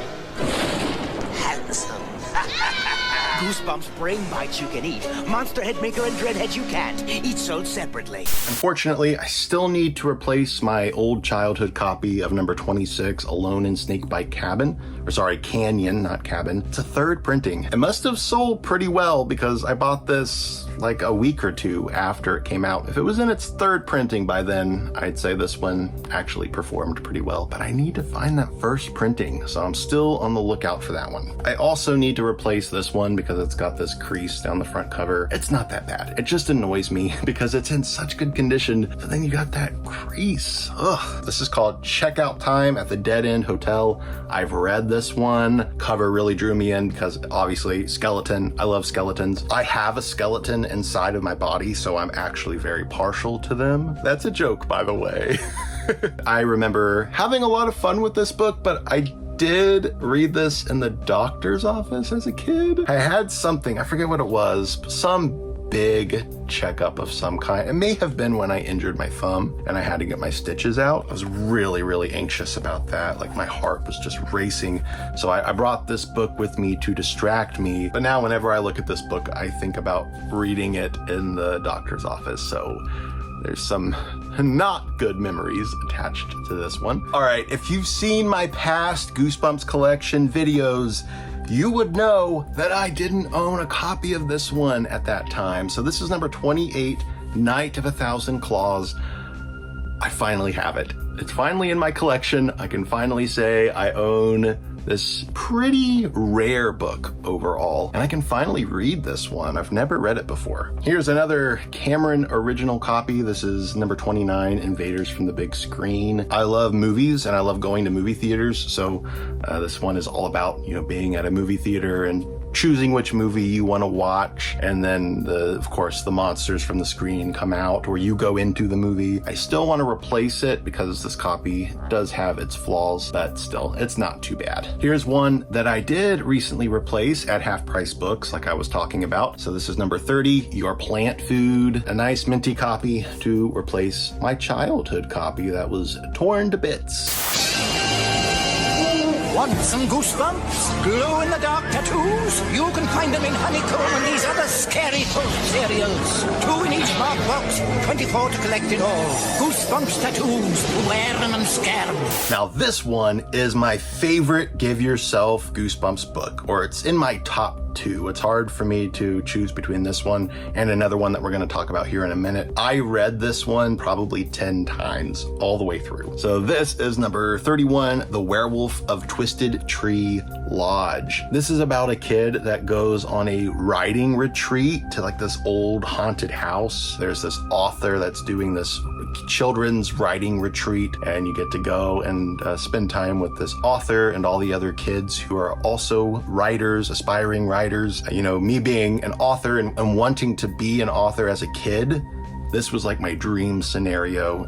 Even with all of the spooky stuff and the werewolves, I would have loved to spend a night in Twisted Tree Lodge. Here's another really fun one. This is number 32, It's Only a Nightmare. Love the cover art. It's very scary. This is about a kid who's trying to get to sleep, and he's having like really weird dreams, and you're trying to navigate these nightmares. It reminded me of the video game Nightmare Ned.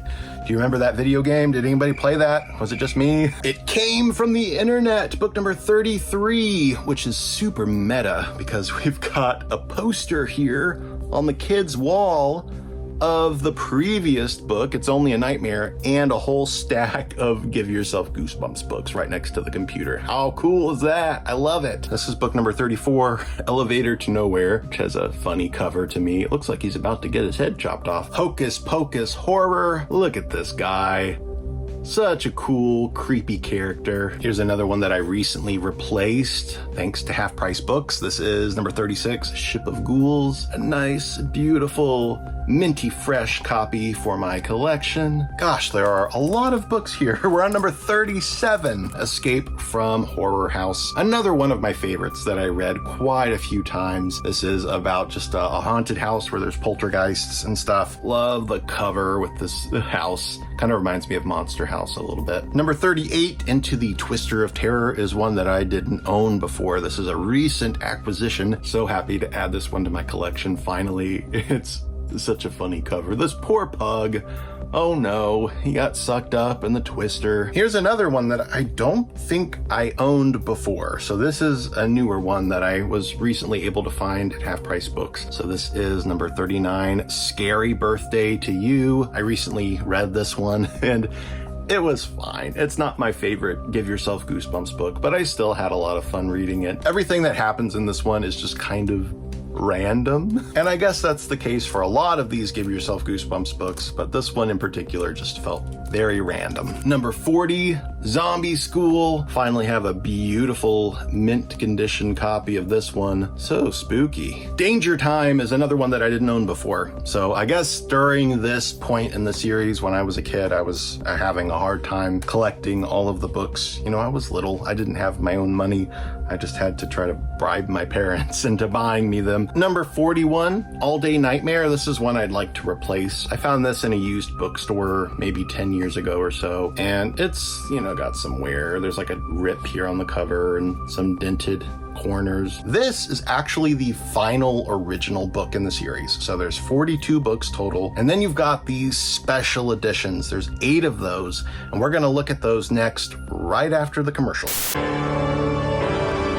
They're coming. This is so weird.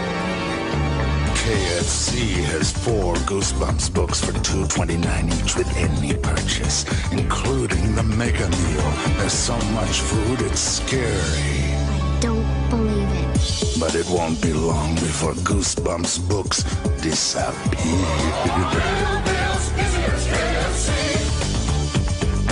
Don't say you're not hungry. Hello, welcome back. So we've got book number 1 in the special edition Give Yourself Goosebumps book series. These, I think, were just supposed to be harder, more difficult to do. And if memory serves me right, yeah, I would agree with that. These were actually pretty difficult. This is one that I did not own before, so I just recently added this to my collection.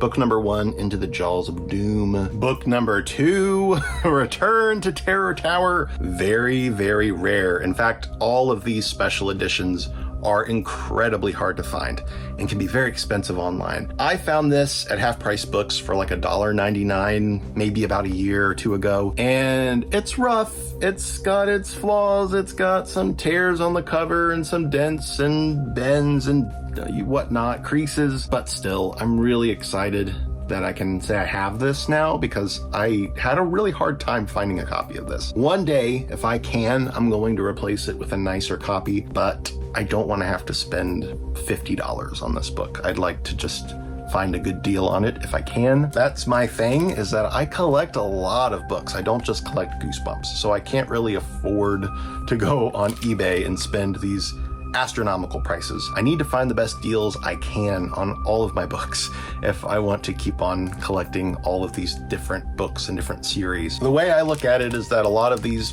people who are selling the books on eBay are getting them from somewhere. You know, they're going out into bookstores or going on Facebook Marketplace and buying them for super, super cheap and then selling them for $100. I want to bypass them, the middle people, and try to go straight to those bookstores myself and buy them for cheap, so that way I don't have to shell out all this money. It's silly. It's silly. We do have a childhood copy of this one here. This is number 3, Trapped in the Circus of Fear, which I kept in nice shape.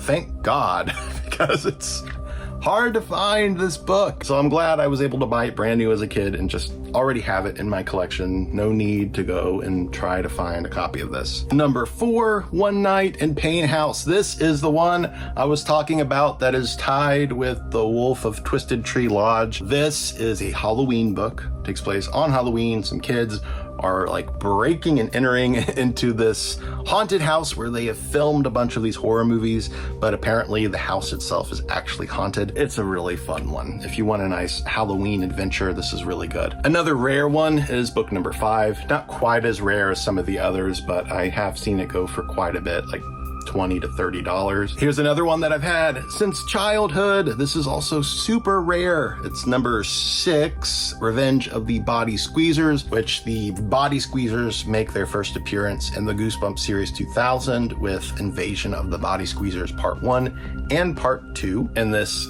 kind of continues off of that, but it's a choose your own adventure style. So yeah, really cool cover, and it's cool to see the Body Squeezers come back for another book.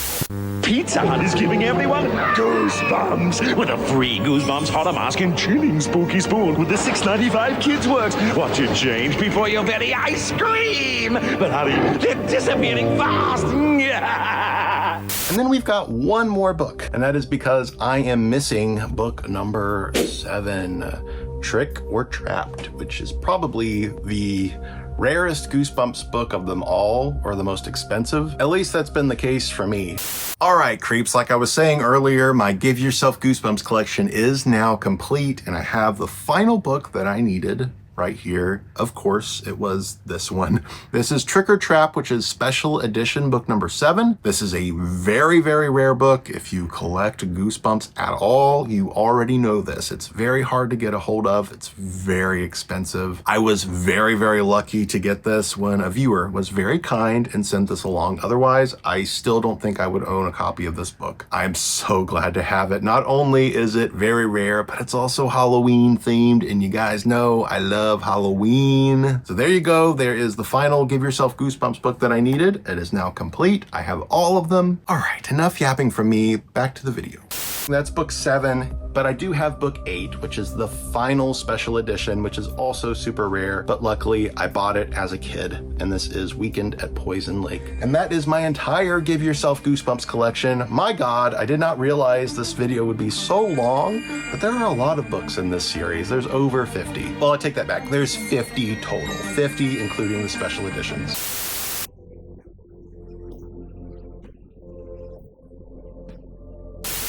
Today, we're going to be looking at some of the more modern books, and that is, of course, Goosebumps Horrorland, Hall of Horrors, Most Wanted, Slappy World, House of Shivers. There's a whole bunch of them that have come out since 2008. For me, it feels like 2008 was just yesterday.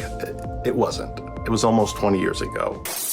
Now, I would really like to sit here and say that I have read all of these books. I haven't. These are not nostalgic for me, necessarily. I did not grow up with these. When the first Goosebumps Horrorland book came out, I had just turned 18. The only reason why I was getting into them is because I loved the original Goosebumps books so much. I wanted to keep collecting all of the books because even when I was 18, I still loved Goosebumps. So I'm not an expert when it comes to this era of Goosebumps. I would say I'm more of an expert when it comes to the original books because those were the ones that I grew up with. That was my generation. But I do think they're really cool, and I do want to go back and read all of the books and maybe do vlogs about them and stuff because it is a really interesting series and it is different from all of the previous Goosebumps series because Goosebumps Horrorland, they all link together. They are all connected. They're all telling one big long story, whereas all of the original books were mostly just one-offs. You also had a lot of really cool website games, like there was the Goosebumps Horrorland website,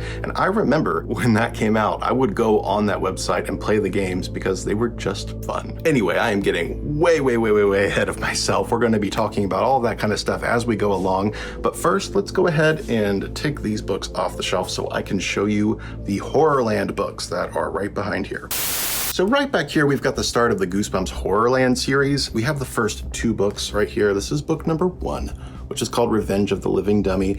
As you can see, these books kind of rock. The covers are great. Like, I love this holographic effect. The covers are completely embossed, and that is the case for all of these. And I don't think I truly appreciated that when these books were coming out. I think I was a little bit pissed off maybe that Tim Jacobus wasn't returning to do all of the covers.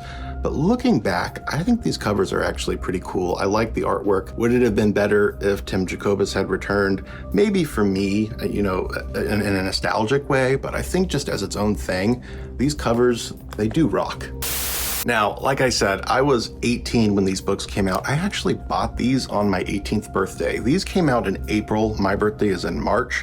But when I went to Books & Company to go book shopping for my birthday, I saw that these were already out. They were already on display on March 12th on my birthday. And I was just like, what? These books don't come out for another month. I was completely shocked. So they do have a little bit of nostalgia for me. I was buying a couple of Goosebumps books brand new on my 18th birthday because you have to think, like, at this point there hadn't been a new Goosebumps book in 8 years. I hadn't bought a Goosebumps book since I was like 10 years old, and now here I am, the first day of adulthood, and I'm buying a couple of Goosebumps books. It just reminded me that I am a kid deep down, and I always will be. And not only did they have these on display, but they also were giving away these really cool Goosebumps Horrorland journals. As you can see here, it does have the Goosebumps Horrorland logo. Got Slappy there, which kind of stretches all the way across.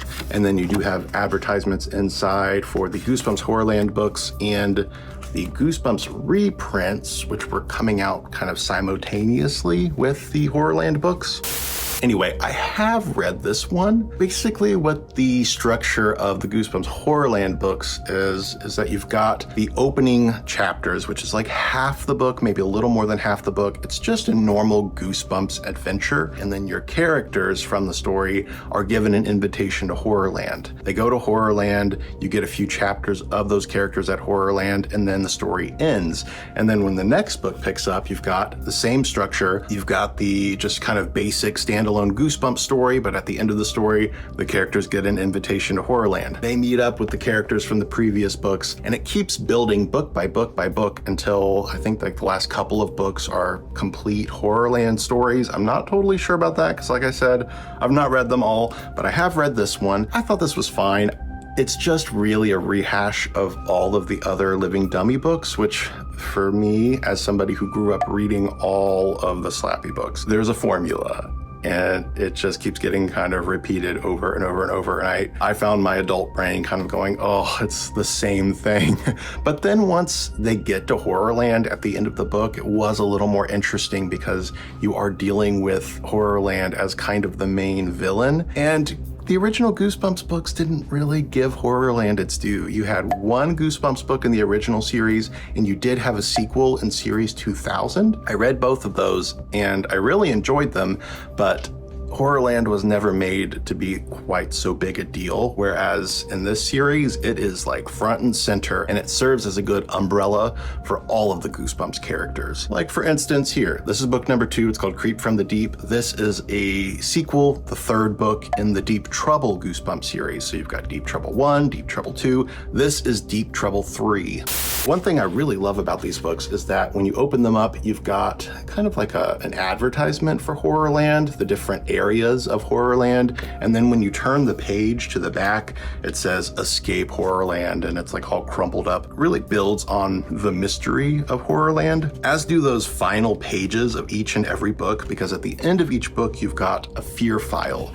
And the fear file basically goes over all of the different areas of Horrorland, and it kind of looks like somebody's been researching Horrorland. And then also each book matches up like this. So that way you have the different coins, and each book you buy, it matches up to the next. I'm getting more and more excited to read these in a vlog here pretty soon, and to actually experience these books that have been sitting on my shelf for the past 15 years. I think it's gonna be a fun time. So we're gonna be reading these hopefully soon.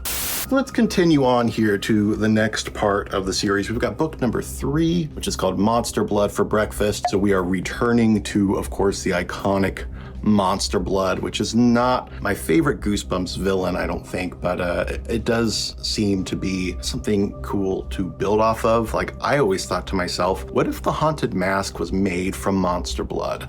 What if Slappy the Dummy was filled with Monster Blood? What if Monster Blood was what is giving all of these inanimate objects life? I know that's not really correct, like that's not canon, but what if it was? And maybe that is part of it. Maybe that's talked about here. I don't know.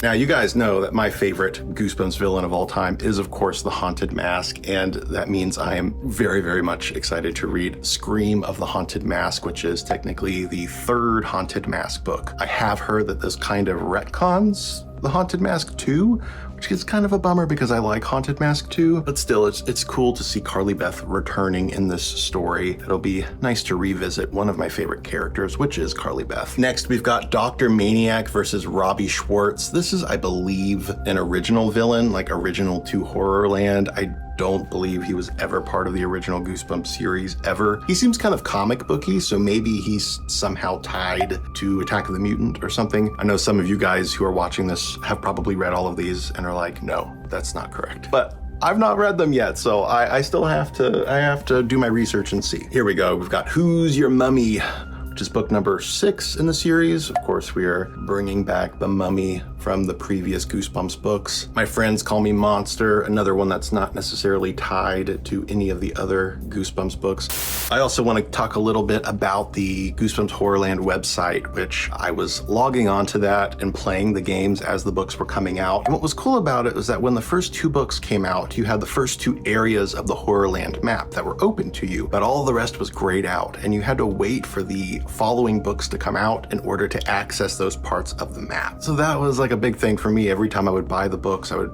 log on to the website and I'd be like, are those areas of the map open yet? Like, can I play the games? Because the games were really fun, guys. Anyway, we got books 8 and 9. So book number 8 is called Say Cheese and Die Screaming, which of course is another book in the Say Cheese and Die series. I like the title, Die Screaming. That's great. And then we've got Welcome to Camp Slither. Of course, R.L. Stine was doing a camp book every summer when he was in the peak of Goosebumps. So it's cool to see him return to a camp-themed book. We also have book number 10 here. It's called Help. We have Strange Powers. Part of me kind of wonders if maybe this is connected to Be Careful What You Wish For, perhaps. We've got Escape from Horrorland and book number 12 called The Streets of Panic Park. These are kind of the last 2 official books of this wave. I believe they wrap up the entire story of Horrorland, but there were a couple other Horrorland books that came out. Like, for instance, we've got Goosebumps Horrorland, Welcome to Horrorland, a survival guide, which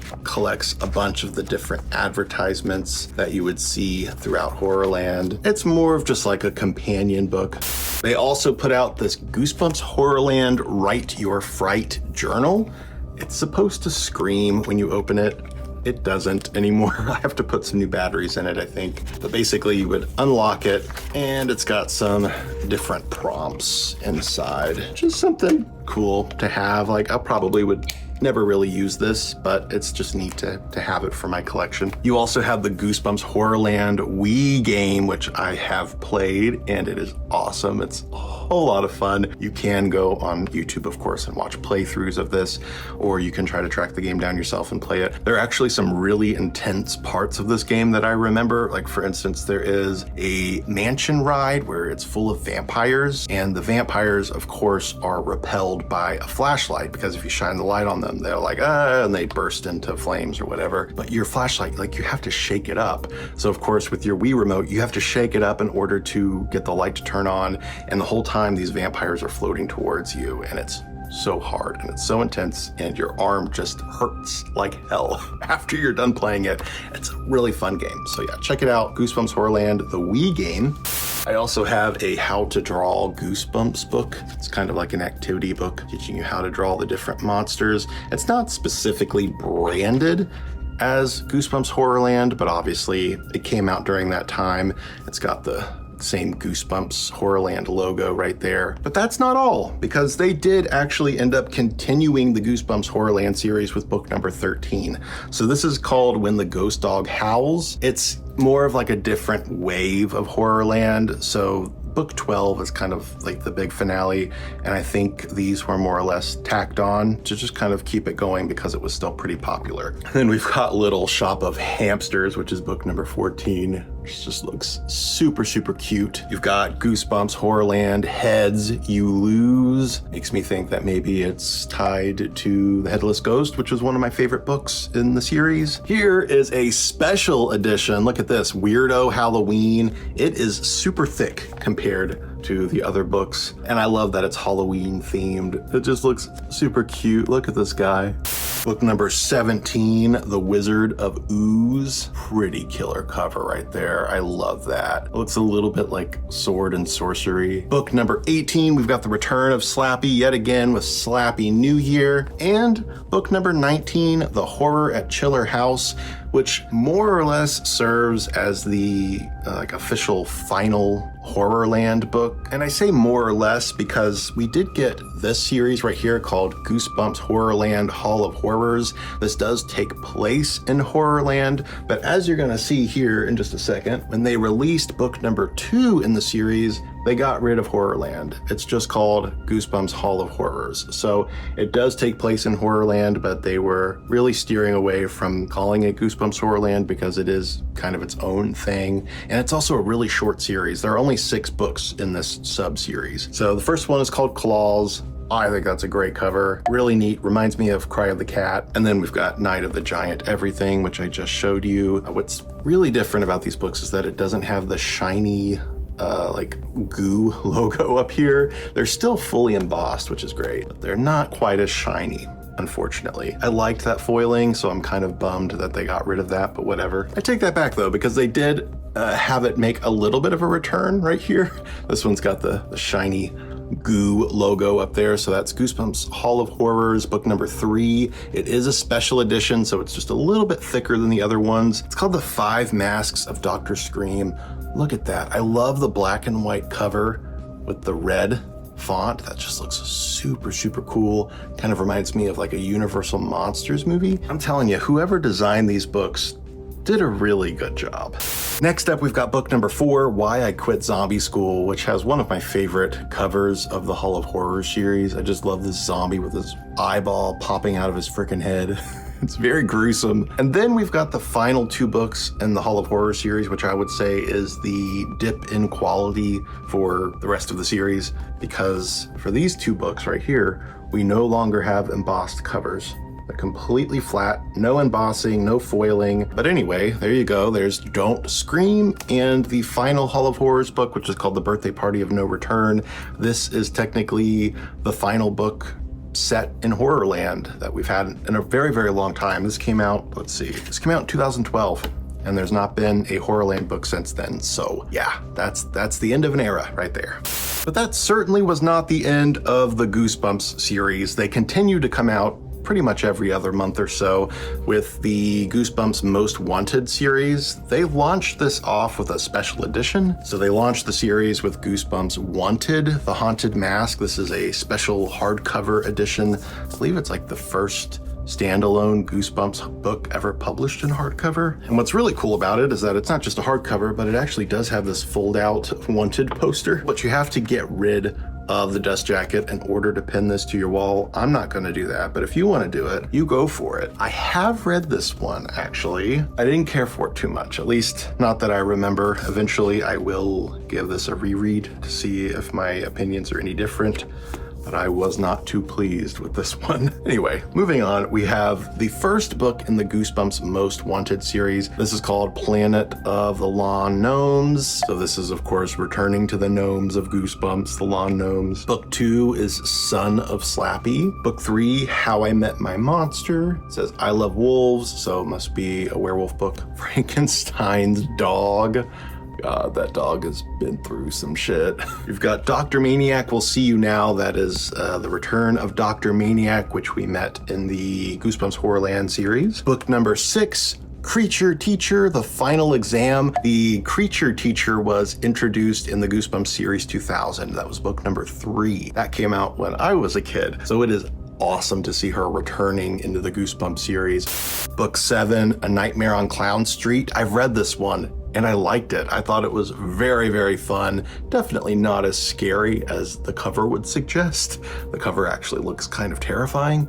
The book itself isn't really, it's just a fun time. We've got Night of the Puppet People. Here comes the Shaggity. I don't know what that's supposed to be, but yeah, the Shaggity. The Lizard of Oz. I love that he had the Wizard of Ooze and then the Lizard of Oz. It's public domain. Gotta milk it for all it's worth. So those are the 10 original Most Wanted books, but there were also some super specials. So you have super special number 1, Zombie Halloween, and these are special because look at this. They are embossed. At least the font is, the logo. The actual cover isn't, but still, it's embossing. That makes it special. The 12 Screams of Christmas. It's another super special edition. Book 3 in the special edition Most Wanted series. We've got Trick or Trap. I read this one. I don't remember anything about it. So take that for what you will. And then we've got The Haunter, which I think is a really great cover. Love the full embossing here on this cover. Love that. Love the attention to detail. Now with Goosebumps Most Wanted being in its grave, it is time to keep going. R.L. Stine was not going to stop. Goosebumps was still doing pretty well, and he decided to launch yet another Goosebumps series, and he was bringing Slappy back because people love Slappy the Dummy. This is Goosebumps Slappy World, where Slappy was not just a character in a lot of the books, but he's also the host. He kind of plays this Crypt Keeper Rod Serling character where he introduces each and every single book, he interjects every once in a while, and then he sends you on your way. This one here is called Slappy Birthday to You. He is actually a character in this book, but in book number 2, which is called Attack of the Jack, he is not so much a character in the main story, he is just introducing the story. So I think this was a pretty good idea. It was a pretty good move for R.L. Stine. The next Goosebumps Slappy World book is called I Am Slappy's Evil Twin, so obviously this is one where he is actually a character. Please do not feed the weirdo. We've got Escape from Shudder Mansion. For those of you big Goosebumps fans out there, if you've read all the Slappy World books, let me know what your favorites are down below in the comments, because I've only read one of them. Well, I guess you could say I've read 2 of them, and I'll talk about those here in a minute. I'm largely unfamiliar with these books, so if there are any that stood out to you, list them down below, please. We've got The Ghost of Slappy. I love this cover. Again, no embossing, it's completely flat, but I just love that illustration. It's very spooky. Book 7, It's Alive! It's Alive! Which of course is a reference to Frankenstein. The Dummy Meets the Mummy. Got a little bit of a mashup here. Revenge of the Invisible Boy, which of course was introduced in My Best Friend is Invisible. He was heavily used in the Goosebumps movie, which I was surprised to see. And then after the movie came out, he did end up giving the Invisible Boy another book. So there's Revenge of the Invisible Boy. We've got yet another Slappy themed book here. This is Diary of a Dummy. Very cool cover. This kind of looks like Monster Blood. Is Monster Blood part of this? They Call Me the Night Howler, which sounds very familiar to me because I read this book here, which is a Nightmare Room book called Shadow Girl. seems very similar. Number 12, My Friend Slappy. 13, Monster Blood is back. 5th grade zombies. Book number 15, Judy and the Beast. I like the puns. Slappy in Dreamland. I think this cover is kind of scary. I don't think Slappy is scary, but if he was looking at me from underneath the bed like this with glowing red eyes, that would probably get me a little bit. Hunting with the Stars. There was a Goosebumps sweepstakes back in the day where it was like Disney's Sail with the Stars and you could go on a cruise with R.L. Stine. So when it says Hunting with the Stars, it kind of just reminds me of the Sail with the Stars ad. Book 18, Night of the Squawker, kind of reminds me of a Bone Chillers book. And then we've got Fright Night, which I've read. I read this one and I loved it. I thought this was so funny. It was such a blast. It's about this monster that is a mascot and it's really dangerous because he eats people. It was hilarious, and I could tell R.L. Stine had a lot of fun writing this one. And then to wrap up the Slappy World series, R.L. Stine did do it in style. He gave us Slappy Beware, which is technically the final book in the Slappy World series. It's a special edition hardcover. I love the illustration here on the front. We've got the kind of glossy little touch gloss spots of the cover. Just a very nice book. It does have illustrations on the inside. Got some very, very cool end papers. And this does tell Slappy's origin story and kind of like farewell in a way. I doubt it's actually his farewell. I'm sure there will be more Slappy books before long. I thought this was okay. It's not a great book by any means, but it was inventive and it did do a good job of paying tribute to Slappy, telling his origin story, which is pretty interesting, and giving him, you know, a nice little finale. So I thought it was okay. When that book came out, you could go to Books and Company and get a tote bag. So it was the 30th anniversary of Goosebumps at the time. And if you were one of the lucky ones, you could snag one of these.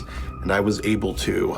But that's not all, because R.L. Stine is still writing Goosebumps books to this day. We've got the brand new Goosebumps series, which is called House of Shivers. It's the most recent. This came out just a year or two ago. So there it is, House of Shivers. I read this one. A lot of people seem to really like it. I thought it was just kind of all over the place. It didn't go anywhere. It just was a bunch of just random things happening. So I wasn't too thrilled with it, but I am glad that they've returned to using the original Goosebumps logo. So they are bringing back the original Goosebumps logo. I like the cover art. When the series came out, I was also sent this from Scholastic. This is a Goosebumps House of Shivers flashlight. They sent that along with a copy of the book, which I had already bought at that point, and a couple other goodies. We've got the rest of the books in the House of Shivers series. This is book 2, Goblin Monday. Book 3, Night of the Living Mummy. Book 4, Say My Name, Say My Name. If you know, you know. And then we've got The Last Sleepover, which is the most recent book, but the latest one is coming out very, very soon. It's called One Night at Camp Bigfoot. All right, modern day Cameron here, back for a little collection update. So we do have the brand new House of Shivers book, which is book number 6, One Night at Camp Bigfoot. So you can go and get this in bookstores right now, or I will put the link down below and you can go order yourself a copy. But that's not it for me, because I want to take a look at some of the other kinds of Goosebumps books in my collection. So I've done all of the original books. I've done Series 2000 and Presents and Give Yourself Goosebumps. But what about all of those other kinds of books, like the Tales to Give You Goosebumps and the Monster editions and the movie and TV show tie-in books and the comic books? I have all that kind of stuff. So let's take a little look at all of those weird kind of books that wouldn't really fit in with a video of its own. Now, I do have the Tales to Give You Goosebumps books. So for those of you who don't know, the Tales to Give You Goosebumps books were short story collections, and each one contained 10 stories by R.L. Stine, supposedly. Here we have Tales to Give You Goosebumps, book number 1, which has 10 killer stories. I loved this book so much. If you've not read it, definitely check it out. Even if you're not really into short stories, I would recommend giving this one a go. This has some really strong Goosebumps stories in it, a lot of which have been adapted for the TV series. And we've got book number 2, which also has a really stellar cover. Book number 3, which is more summer kind of stories. And you'll find that to be the case with a lot of these. The stories do usually have a kind of theme involved. Like this one, for instance, is obviously all Halloween themed. I actually have 2 copies of this, and the reason is this is a first printing, but it's not in the best condition, whereas this is not a first printing, but it's in great condition. So one of these days, I want to find first print that is in mint condition, and then I can just get rid of these 2. That's the problem with being not just a reader, but a book collector. Sometimes you run into issues where you've got 2 copies of a book where both of them have their strong suits and both of them have their weak points, and you kind of just keep both, hoping that it'll make up for the weak points. I don't know. It's just a weird collector thing. I'm not the only one who does it. We've got more and more tales to give you goosebumps, again with kind of an outdoorsy summer theme. And this one is all winter themed. So you've got more and more and more tales to give you goosebumps. That is the 6th and final book in the series. But they did actually release this one here. It's called 30 Tales to Give You Goosebumps, and it's a bind up of the first 3 books in this really nice hardcover edition. So yeah, I quite like this. It's a nice edition to have for your collection if you're into hardcover editions. And then you've got the triple header books. I consider this to be kind of a spiritual cousin to Tales to Give You Goosebumps, because these are short story collections, but instead of having 10 stories, you've actually got 3 stories in each. So these stories are just a little bit longer. So you've got book number 1 here, which has this really cool lenticular cover. Hopefully it's showing up on the video. And then you've got book number 2, which is mostly just an illustrated cover, but you do have a little bit of lenticularness up here at the top. I've actually not read this one. I've read book number 1, loved it. I think it's a really strong book. This one, I don't know. I've never read it. One day I will dig into it. What else do we have here? Just some other kinds of weird books. This is Goosebumps Live on Stage, Screams in the Night. So in 1998, I believe it was, there was a Goosebumps Live on Stage play that you could see. It was a very limited thing. I was obviously never able to go see it, but they did do a novelization of the play, so you could at least experience it in some form. This is a very cool book. I have read this a couple of times, and it's very fun.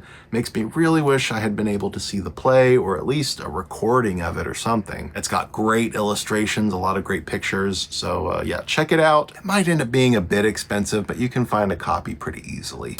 Got a couple of the official collector's caps books, which you would actually get these in a pack as pictured here on the screen, where they would come with different caps. I don't have the caps, obviously. These are just the books all by themselves. So cool to have, but it would be nice to actually have the caps themselves. This is pretty cool. This is the Goosebumps How to Draw a Monster, which was from Taco Bell. Taco Bell did a whole line of these. They did a 3D puzzle, which was Welcome to Dead House. They did a Deep Trouble 2 kind of set. I don't have those. I would really love to have them. This is the only one I have. This is the one that I got from Taco Bell as a kid. This has just a lot of cool little facts about the characters, and then also spots where you can learn to draw them. This is pretty neat. I mean, you could see that I drew in it when I was little, but there's all these different spots where you can draw your own monster. It's pretty cool.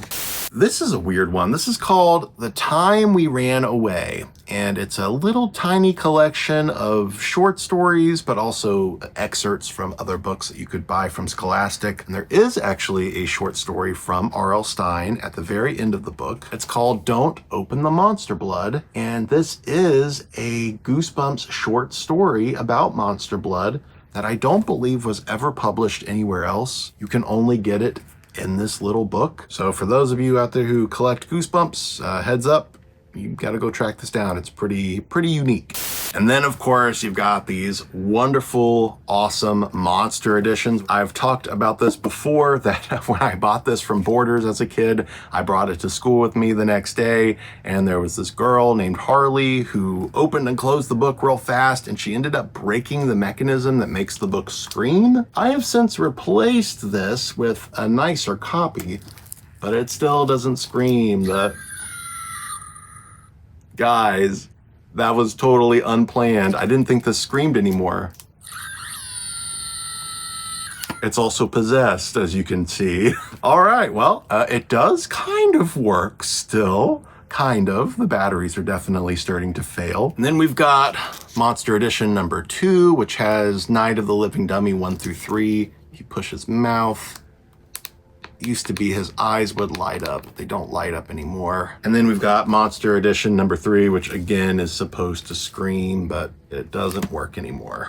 Moving on, we've got some movie and TV tie-in books here. So of course I have the movie novel of the first Goosebumps movie, as well as the movie novel for the sequel, but they also had a lot of other tie-in books for the movies, as you can see here. And then we've got these two very strange books right here. These are the novelizations of the Disney Plus TV series. So this is the novelization of season 1, and then the novelization of the second season, which is called The Vanished Return. So what's weird about the Goosebumps Disney Plus series, and I know a lot of people like it, it is aged way up. So whereas Goosebumps is way more kid-friendly, the Goosebumps Disney Plus show is aged up to be more for teenagers. It's very strange because Goosebumps, while it can get scary sometimes, it's very comical and silly, and a lot of the monsters, like the vampire poodle, for instance, are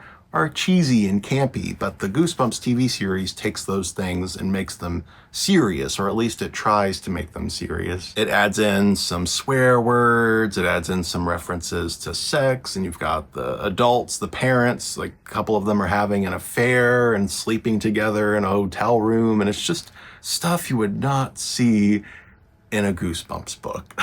So then they did the novelizations, which are more YA. So Goosebumps, a lot of people get this wrong. Goosebumps is not young adult. People call it young adult all the time. That is not young adult, that is middle grade. It is aimed at ages 8 to 12. 8 to 12, those are not young adults, people. Young adult is more like ages 13 to 18. And I do wonder if the miscommunication that Goosebumps is YA is why they went such a YA route with the TV series. Like maybe they just misunderstood the project. Anyway, the Goosebumps novelizations of the TV series, these ones here, these are YA. They are not middle grade. So these are a little bit aged up, but they're still very silly in that they're not scary.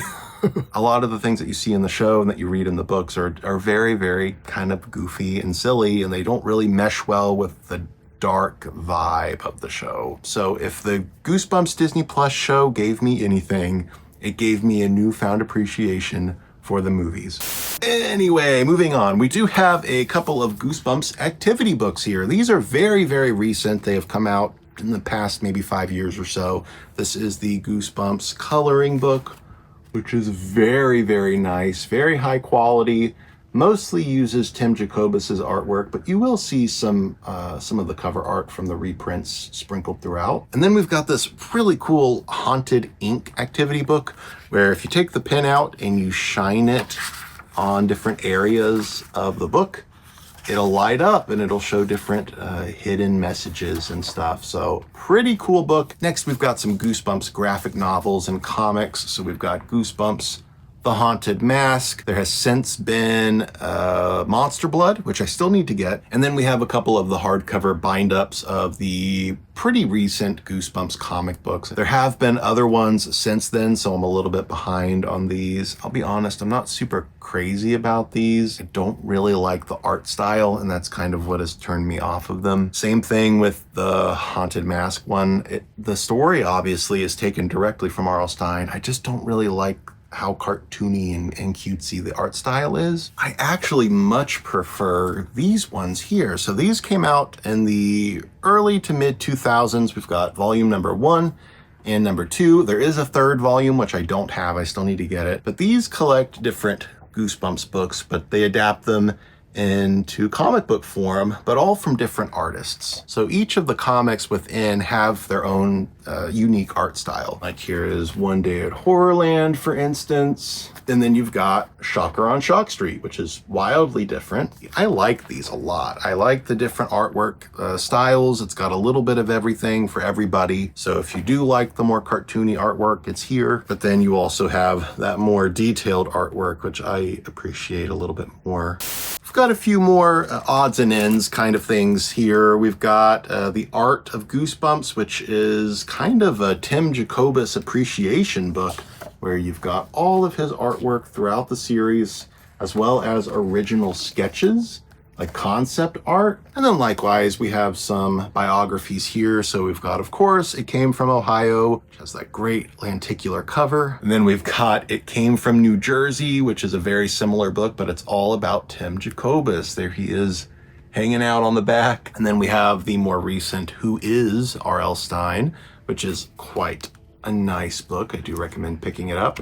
We've got an issue of Disney Adventures here, which of course has Goosebumps on the cover. Look at that. Great cover art. And then on the inside, you've got a lot of Goosebumps. There's an ad for the Goosebumps Haunted Library. Lots and lots of ads for different Goosebumps sweepstakes scattered throughout. And then of course, there's the big article all about Goosebumps, so definitely go track this down if you haven't. There's a lot of cool information in here about the show, and again, just so many cool ads that are all focused on Goosebumps. And then of course we've got the TV guide featuring Elmo on the cover, but as you can see, you got some Goosebumps in here. There is a short story by R.L. Stine included in here called The Homeroom Monster.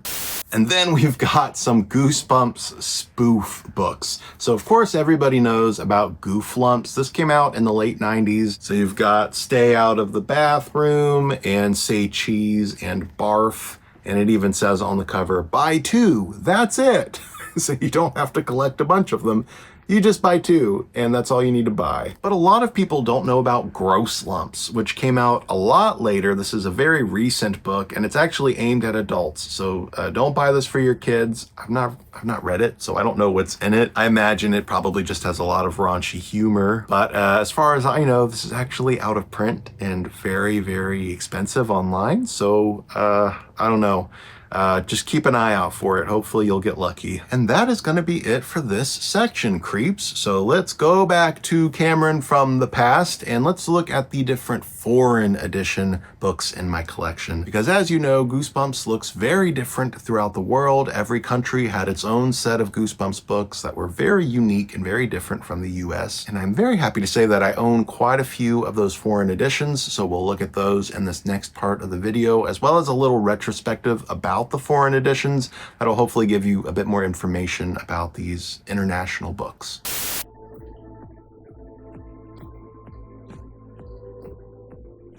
If you grew up with Goosebumps, you probably think you know these books by heart. Same covers, same titles, same stories, but that's only true if you grew up here in the States, because around the world, Goosebumps looks completely different. Different covers, different character names, completely different branding in general.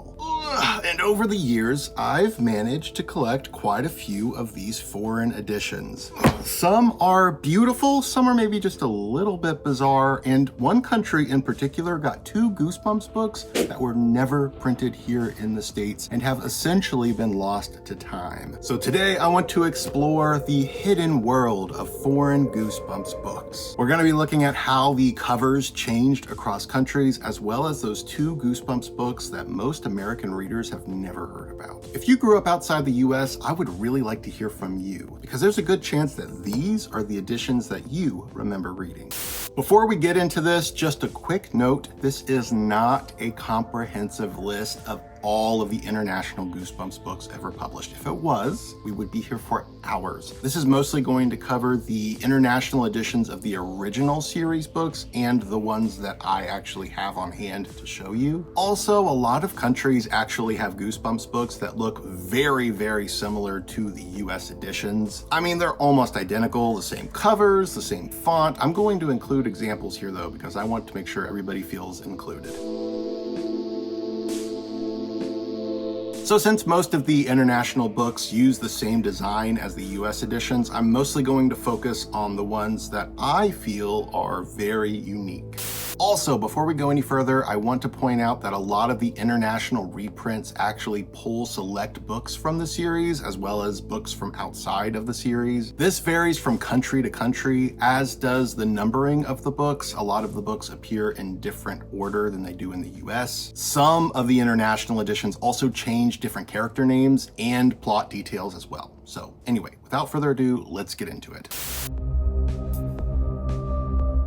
Let's start a little bit closer to home, the UK. While the language is the same in these books, the presentation, as you can see, is completely different from anything else the rest of the world got. Hippo Books began publishing the series in 1993, which was just a little bit after the series was launched here in the US. And as you could see, right off the bat, they were doing their own thing. You remember what I was saying about how sometimes the international editions are numbered a little bit different than they are in the US? That's the case here with the UK editions. They're mostly the same as in the US, but you will find that there are a few books that are switched around a little bit. For instance, book number 3 in the US is now book number 5 in the UK. Book number 20 in the US is now book number 22 in the UK, etc. The big difference, however, is the cover design. The first volume, Welcome to Dead House, features a completely different cover. You've got this skull floating in a cemetery of bubbles?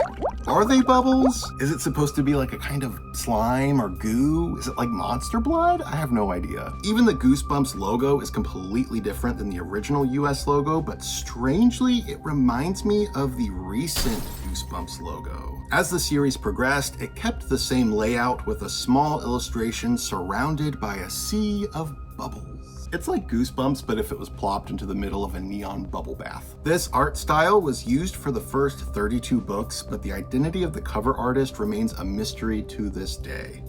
Now, I've heard some UK readers say that they feel like they were done dirty by these book covers. Honestly, I think these are pretty fun. I mean, don't get me wrong, I get why they feel that way. I just like how unabashedly 90s these book covers are. They feel almost too 90s for their own good, which also is not a bad thing by my standards personally. Anyway, starting with book number 33, The Horror at Camp Jelly Jam, Hippo Books began using Tim Jacobus's original cover art instead, but surrounded by bubbles. Honestly, I don't like it. I don't feel like Tim Jacobus's artwork really meshes well with this bubble design, whereas the original illustrations for the UK editions, the quirkiness of them really goes well with the weirdness of the bubble design. All 62 original books were published in the UK alongside a series of collector's editions that collected the entire original series into bind-ups. Then there was the Give Yourself Goosebumps series, and then the Goosebumps Series 2000. But the only two that I own are Welcome to Dead House and The Haunted Mask. You will find that when it comes to the foreign editions in my collection, they are mostly just The Haunted Mask, and the reason for that is I love The Haunted Mask. I don't feel like I need to have every single foreign edition in my collection. I mean, I don't read in other languages, at least not yet. Maybe that'll change one day if I can learn. But I don't feel like I need to go and hog all of the foreign editions. I just really wanted to own some of the different editions of The Haunted Mask and any others that I feel are really, really interesting. So if you grew up in the UK and you have any memories of these editions of the books, please, please, please let me know down below in the comments in the graveyard. I would love to hear your thoughts and your memories about these books. And of course, I would love to know if you like these book covers.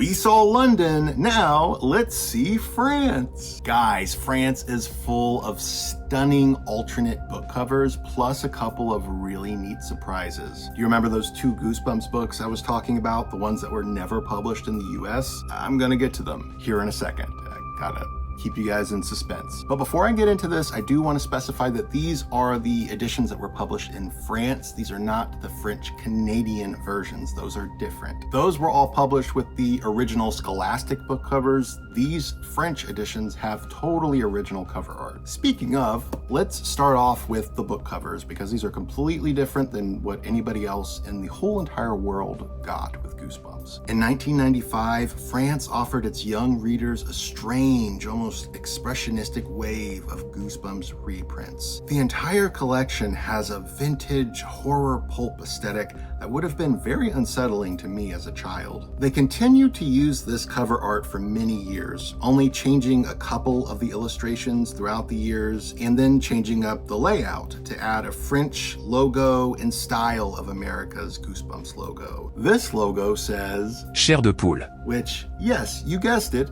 translates to Goosebumps.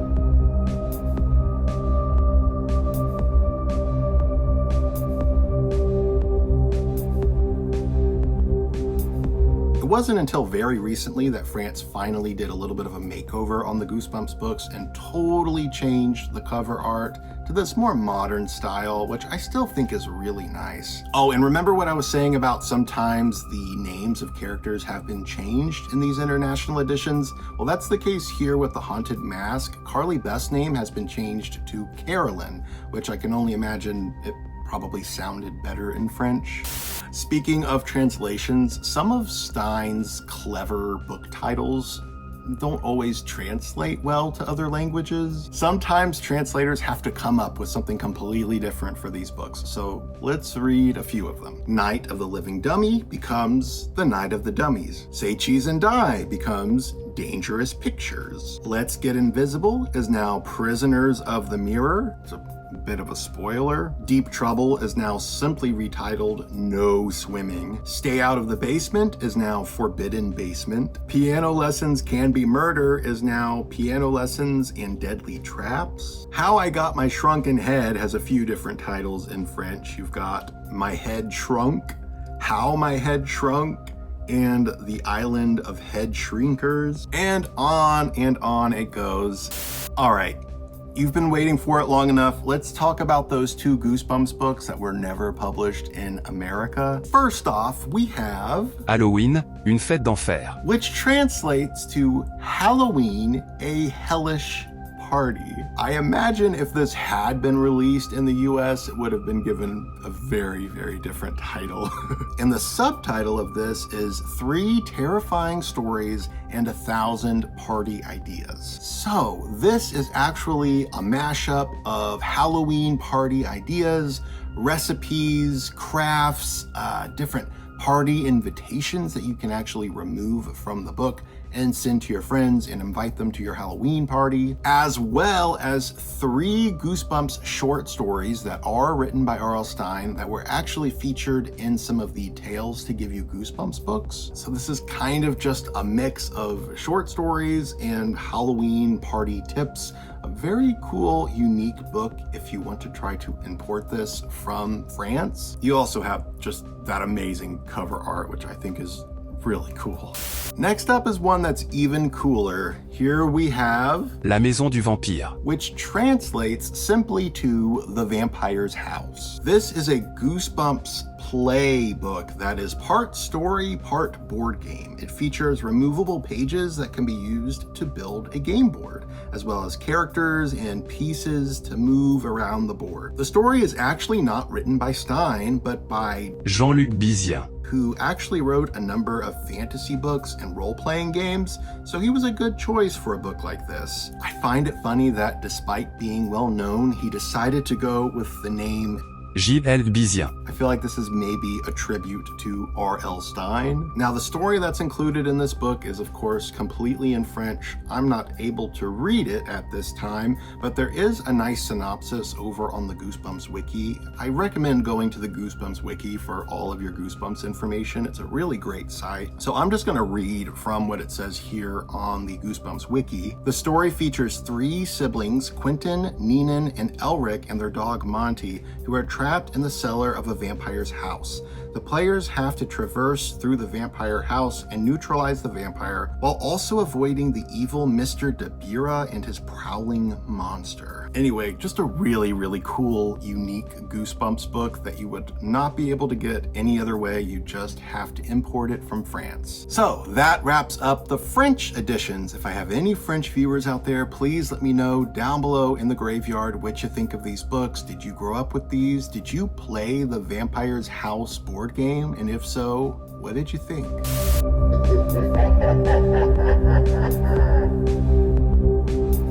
The European Spanish editions, these are called Pesadillas, which translates to nightmares in English. It's a little bit like quesadillas, except it's pesadillas. Now, these may seem a bit similar to the US editions, and they really are, but if you look a little bit closer, you will see that there's a roughness to the font right here, and there's this rough outline around the different characters on the books. If you grew up with books that have glow-in-the-dark covers, you will probably know right from looking at it that this book glows in the dark.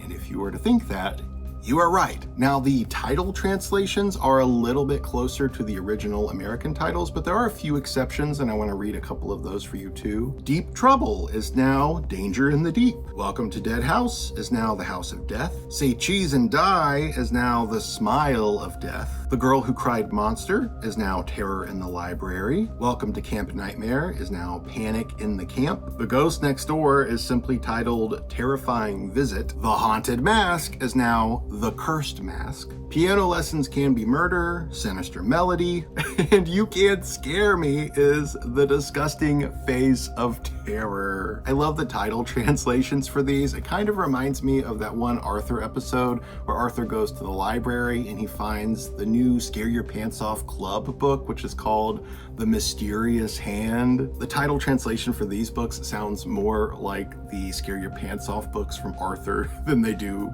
Goosebumps books. Anyway, only 60 of the original 62 books were published in these editions, all using Tim Jacobus's original cover art. The only difference besides the glow-in-the-dark edition are the borders, which I quite like. Some of them have very bold color combinations, and I just find them to be very striking. But if you dig just a little bit deeper below the surface, you will find that they had monster editions in Spain, and some of these actually do use original cover art. This neon-hued artwork really reminds me a lot of the Ghosts of Fear Street Collector's Edition bind-ups that we got here in the States. There's also unique cover art for 2 of the Give Yourself Goosebumps books and 1 of the Tales to Give You Goosebumps. To all of my Spanish viewers out there, what did you think about these books? Do you have any nostalgic memories growing up with these? Please let me know down below in the comments. Before we move on, there are actually Catalan editions of the Goosebumps books, which are published by the same exact publisher as the Spain Goosebumps books. Same publisher, same location. They actually look almost identical besides the translations. The title in Catalan is Panic, which looks like panic, but it actually translates to horror or terror.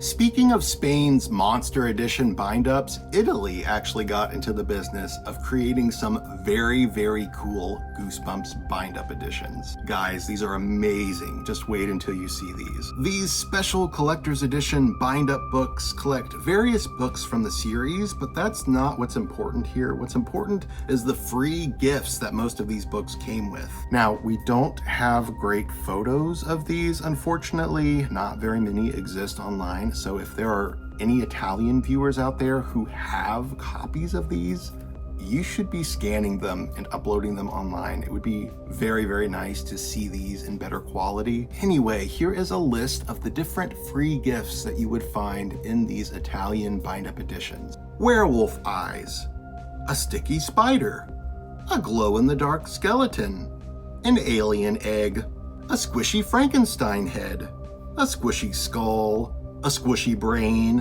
a squishy rat, a zombie face, a mini flashlight, a jar of monster blood, and glow-in-the-dark stickers. Now, I know I said I wasn't going to go out of my way to collect all of the different foreign editions of Goosebumps, but I would love to have a full set of these books. I don't have any. but I would kill to get my hands on these. Now for Latin America, there's not a whole lot to show because the books do look almost identical to the Goosebumps books that we got here in the US. As you can see, they have very, very similar layouts to the original US books. These are called Escalofríos, which translates to shivers in English. These were published by Norma in Colombia, and I believe it was distributed throughout Latin America except for Mexico, which had its own separate editions. Really, I just wanted to mention these because I do own one, so I can actually show it to you. And I have to say, it's very nice quality. This is a book that was published in the 90s, and it's held up really well.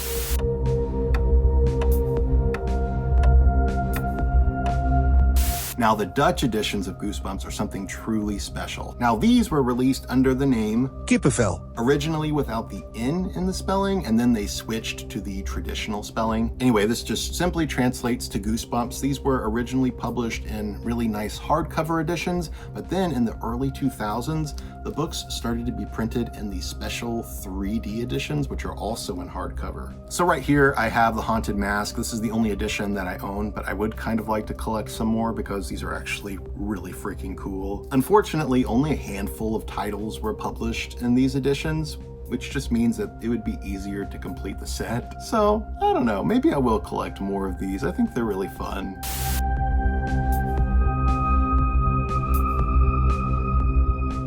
Starting in 2014, Korea got a set of truly unique and stunning Goosebumps reprints. All of these have original cover art by Korean artists and interior illustrations. Now, of course, the only one that I have currently is The Haunted Mask, which translates to Masked Vengeance, I think. But this is one series that I would love to have a complete set of just because it has those interior illustrations. That's something that I don't think anybody else in the world has ever gotten with Goosebumps. I mean, there are no interior illustrations like you find with these Korean editions. So I think these are something truly, truly special. I also love this illustration of R.L. Stine on the front flap. It's so freaking cool.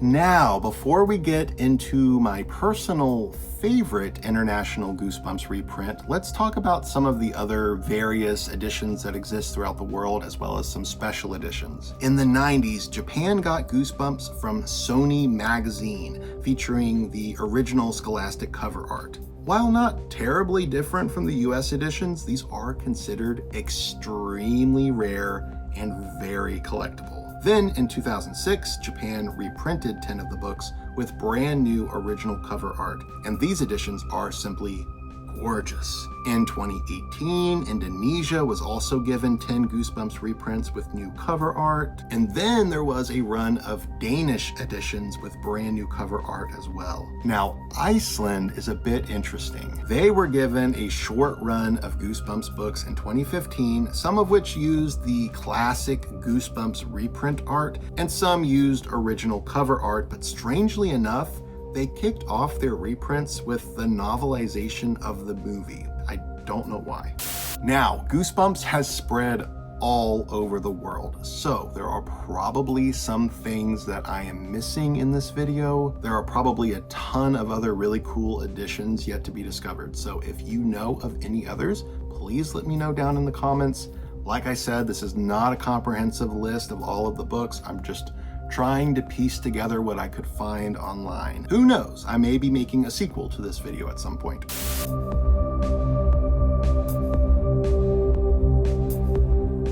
Wrapping up, let's take a look at some of my very fave Goosebumps foreign editions yet, and believe it or not, these are books with modern covers. Usually modern covers don't do it for me, but these are really, really nice. This is a 2019 special edition of 5 select books with newly commissioned artwork. These are gorgeous editions with beautiful art and French flaps. All 5 of these are beautiful, but I have to say, The Haunted Mask, oh man, that cover is just amazing. I love the artwork. This really is a thing of art to me. It's so spooky and so creepy and weird and beautiful at the same time.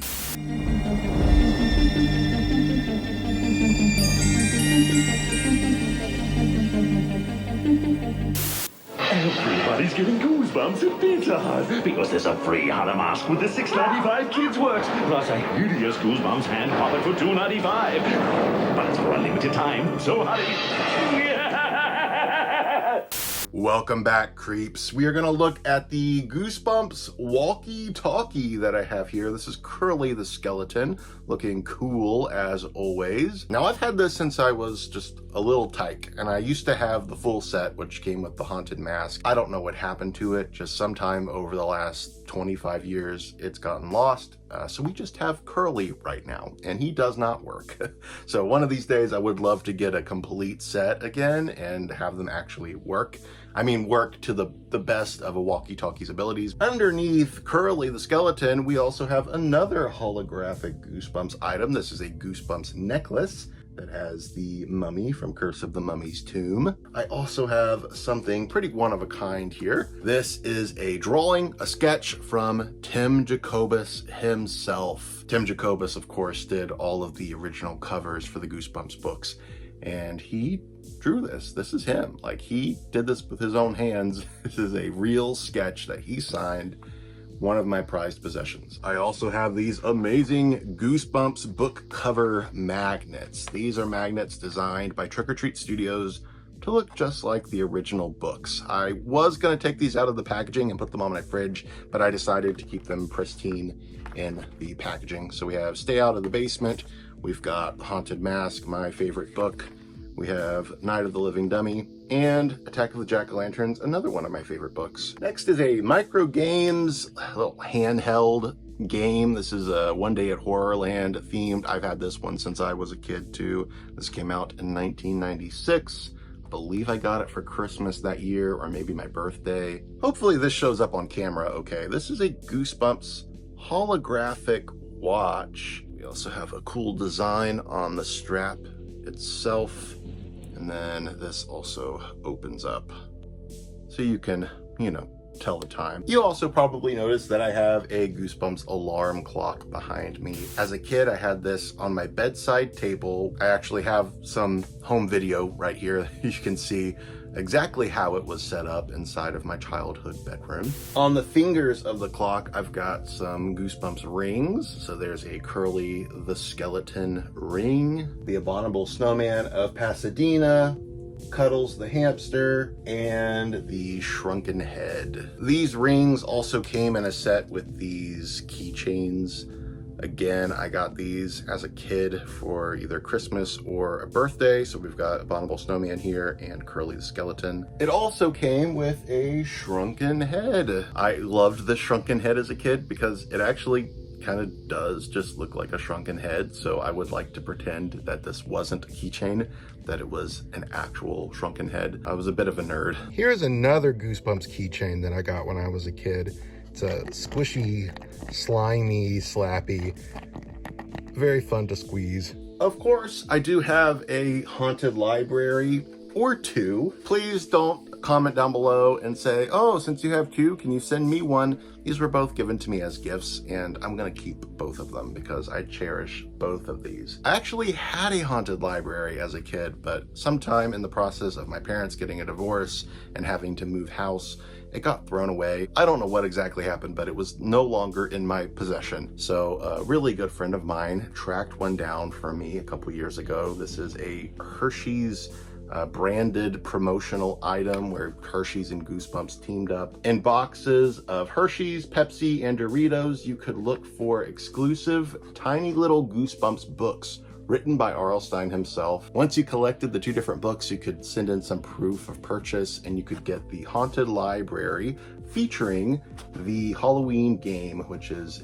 a very, very limited exclusive Goosebumps book. So I do have two Haunted Libraries, one of which has the Goosebumps Haunted Library bookmark, which is actually just a piece of paper, but it's a very rare piece of paper. Here we have a Goosebumps wallet that was sent to me by Scholastic itself. This was sent as kind of a promotional item for the Goosebumps House of Shivers series. They sent it along with this Goosebumps House of Shivers flashlight. I also have just a regular Goosebumps flashlight that I got as a gift. I think it's from Etsy. We also have this incredible Goosebumps pencil holder. I'm going to open this up for you so you can see the spring-loaded action that this thing has. It's kind of epic. Are you ready for this? Look at that. He can hold 2 pencils. It's so good. It's so extra. This is probably the weirdest item in my Goosebumps collection, but also the coolest. This is a Goosebumps live on stage tram car. Goosebumps Live on Stage was an actual Goosebumps Broadway stage show that you could see, I think in 1998 or 1999. I wanted to go so bad back then, but of course we didn't know where it was showing, and it was shown a very limited number of times, unfortunately. It was also shown at the Opera House in Winter Gardens, Blackpool. So there you go. There's an actual replica of a tram car that you would have seen on the streets in the UK in the 90s advertising Goosebumps Live on Stage. How cool is that? Follow me to a place where creepy things crawl and monsters grow 60 feet tall.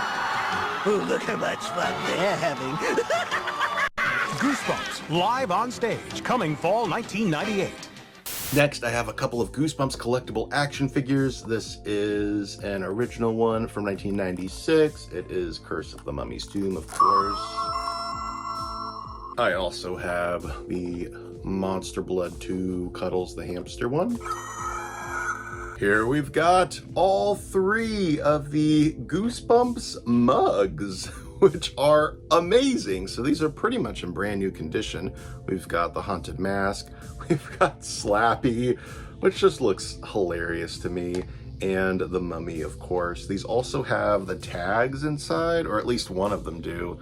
Here is the tag for the Slappy mug. A teeny tiny little bookcase full of miniature Goosebumps books. They're super tiny. It's hard to hold them in my fingers. My friend Kelsey from Slime and Slashers got this for me. If you've not followed her, definitely go follow her right now. She's amazing, and she does talk about Goosebumps some on her channel. Also on this shelf, I have a teeny tiny little Goosebumps Haunted Mask book, which does actually open, and it does have some text inside. Not very much. It's just like 1 or 2 chapters. I have a teeny tiny collection of Goosebumps pins. We have a pin of the Haunted Mask. There's Carly Beth's head. We also have from Little Shop of Gore, a Blob That Ate Everyone pin, another Haunted Mask pin. This is actually a button. And then this is actually one of the Goosebumps caps. You could find these caps in a set with these collectible Goosebumps collector's caps books. Just a weird little artifact from the 90s. If you know, you know. Here's a vintage button. This came out at the time of the Haunted Mask video release. Fun fact, the VHS came out on March 12th, which is my birthday. And of course, you know I have the brand new Goosebumps Funko Pop figures. These just came out last Halloween. Here is the Haunted Mask Barnes & Noble exclusive, which does glow if you put it under a black light. Freaking awesome. I don't have just the regular one. I'm really just happy with having this blacklight exclusive edition. We also have the Attack of the Mutant Funko Pop figure, the Night of the Living Dummy Slappy Funko, the Bad Hair Day one. Love him. He's so cute. He's coming out of the magician's hat, which you can't really see in the box. And we have the Ultra Deluxe Funko of the Werewolf of Fever Swamp. I hope they keep doing these. I'm going to keep collecting them as they come out. There are also some Goosebumps Trick or Treat Studios action figures that are coming out very soon. I did pre-order mine. It's just been delayed, so we'll just wait and see when they come in, and I'll probably do a little short about those when they arrive. Let's look at some more vintage items. I have a jumbo sticker set. These were stickers that you could put all over your wall in your bedroom. I did have a whole bunch of these as a kid. This is a brand new sealed set that I have not opened because, I don't know, I want to keep them pristine. We also have a Goosebumps binder. Big old jumbo binder from the 90s. This has the Haunted Mask 2 on it. This was a recent acquisition that I found in a toy store. I also have a Goosebumps folder. I used to own a lot of different Goosebumps folders back in the day. This is so far the only one that's survived. If I find any others one day, fingers crossed that I will, I'll eventually show those off too, but this is the only one I have at the moment. We also have a box, just a box. It is a Ghost Beach, and it's made to look like a Goosebumps book. This is actually from Creepy Company, and inside of this you had a t-shirt, and I think you had some, I don't know, some stickers and maybe a pair of socks. I bought this a long time ago, so I don't really remember. I do have the t-shirt still that came with it. Next is a Goosebumps mug, just has various Goosebumps covers on it, and it is full of all kinds of bookmarks and stickers and goodies. Let's look at the stickers first. We've got some stickers from Etsy. These were all given to me by my friend Kelsey from Slime and Slashers. All kinds of really cool, really well-designed Goosebumps stickers. I love these. Eventually, I'd like to turn them into magnets. What else do we have in this mug of wonders? We have an original Goosebumps fan club pin, which was given to me by my friend Michael Bailiff from Witching Season Films. Go check them out on YouTube. If you haven't, go check out their movies. They are awesome. We have an original Goosebumps Haunted Mask holographic bookmark, which came in the Goosebumps Haunted Mask VHS tape. Another Goosebumps bookmark that I've had since I was a little kid. Here's a Goosebumps bookmark that a friend of mine made. Some other Goosebumps bookmarks that came in various Goosebumps books. Books would often come with trading cards as well, so here are some loose trading cards that I've collected over the years. Moving on, I have quite the collection of Goosebumps cassette tapes. There are quite a few different kinds of cassette tapes that have come out over the years. For instance, the Goosebumps Sounds of Halloween cassette, which you can also get on CD. I prefer a nice cassette tape, honestly. Here is the Goosebumps TV soundtrack on cassette. This is from Enjoy the Tunes Records. I also have the two different vinyl albums that they released, and I will show those off here in a minute. But this is the cassette tape that has the Haunted Mask and Slappy. So this one is not vintage, but these are. This is a set of the audiobooks, the Goosebumps audiobooks. So we have A Night in Terror Tower that came in these really nice cardboard boxes. And then there you've got the plastic case inside. I love these audiobooks so much. You can listen to them on YouTube. So if you don't want to track down the actual cassette tapes, or if you have no way of playing them, just go to YouTube and listen to them. They're great. They've got a full cast. They've got music. They've got sound effects. It's a really good way to experience the original Goosebumps books. They are lightly abridged, but it's worth it just for all of the additional like sound effects and stuff. It adds a lot of ambiance to the books. We'll be right back for Goosebumps on Fox Kids. Coming up next is part 2 of the Goosebumps Hour, followed by Fox Kids Pick of the Week and Sam and Max Freelance Police. So stay in your seats and stay tuned to Fox Kids.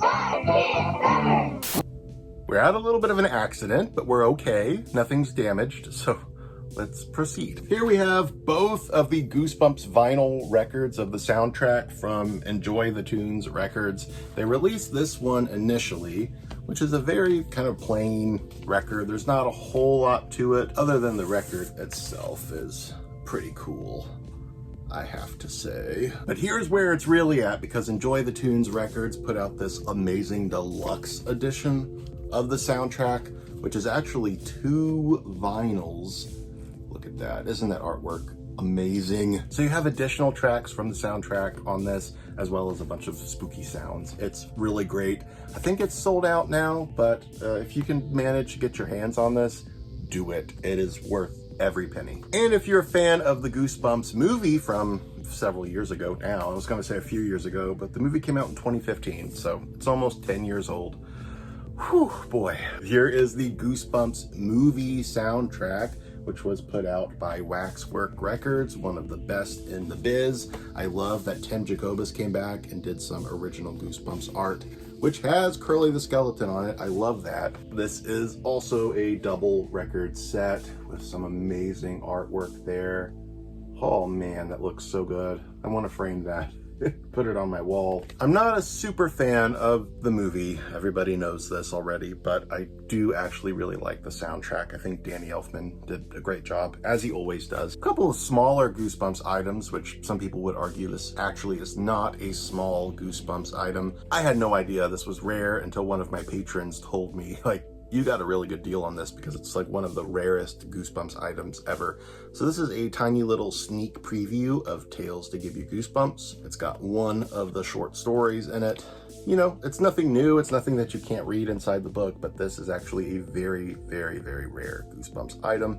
And I'm glad I was able to get this. Here's also a tiny little Goosebumps stationery card that I got from my friend Grace from Instagram, as well as a couple of Goosebumps address journal books. This is a journal, Shocker on Shock Street, Haunted Mask address book, and a slappy Goosebumps Horrorland promotional journal slash notebook thing. Here's another Cameron original. This is the Terror Tower model toy kit thing. I don't know exactly what you call this. I have had this for so long and I adore it, but it is missing a couple of pieces, unfortunately. I also have a Goosebumps book and cap pack.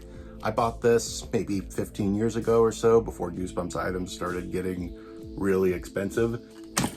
Oh my gosh, where did this come from? It is a Loungefly Haunted Mask backpack. I love this thing. The design is great. And I love that the inside of the bag actually has that classic Goosebumps Splat logo inside. Looks super sharp. I've also got a few of those Goosebumps puzzles. This one I recently got. It's a Ghost Beach puzzle. I've not opened it yet to see if it's actually complete. I found this in a thrift store and just grabbed it because it was such a good deal. It was $15, which actually is kind of expensive. But when you look at these online, they go for quite a bit more than that. I've actually had these ones since I was a little kid, and I've put them together many times, but unfortunately they are missing a couple of the pieces now. I also have quite a few Goosebumps board games here. Some of these are vintage, some of them are newer, like this one here, Goosebumps the Game. A very fun board game, I have to say. You can get this right now. I ordered this off Amazon last year, so it's very new, very fresh Goosebumps game. But I recommend it because it does have that classic Goosebumps flair, as you can see. Another new one that I got this year for Christmas is the Goosebumps Clue game. Clue is my favorite board game ever. I love Clue with all my heart. I have played it so many times, it's crazy. I am just a big mystery nut, so Clue is a great game, and the fact that there is now a Goosebumps Clue game is absolutely wild to me, and I am excited to actually play this. This one's vintage. This is the Goosebumps Shrieks and Spiders game. It's more of a card game, as you can see here. It's quite fun, very simple and straightforward, but it's a 90s good time, you could say. Back when games were just a little bit simpler. This is like one of my prized possessions. This is the Goosebumps One Day at Horrorland board game. It is complete and it is in great shape. You can actually like build a roller coaster in this thing. It's so fun. I love it. So yeah, Goosebumps One Day at Horrorland, the board game, it's freaking huge. And I actually have two of the Goosebumps Terror in the Graveyard games, and that's because this one here is my original board game from when I was a kid. It's in bad shape. It's missing a lot of pieces. I recently found this one, which is in much better shape, and it does include all the pieces. But no matter what, I can't get rid of this. It has too many memories for me. So even though it's in bad shape and it's incomplete, I'm keeping it. So I've got two Terror in the Graveyard games. Goosebumps. Terror in the Graveyard game. Goosebumps. Get through the graveyard alive or be changed into a monster. Goosebumps Terror in the Graveyard game. Collect bells, avoid hidden traps, find the magic ring, defeat the headless ghost. I win! Goosebumps Terror in the Graveyard game. We also have the Goosebumps storytelling card game. So another card game very much like the Shrieks and Spiders game, except it's just a deck of cards. It has some really fun artwork on these cards. Let me see if I can show you. So there's the backs of the cards, and you've got just all kinds of really fun, cool illustrations. This guy.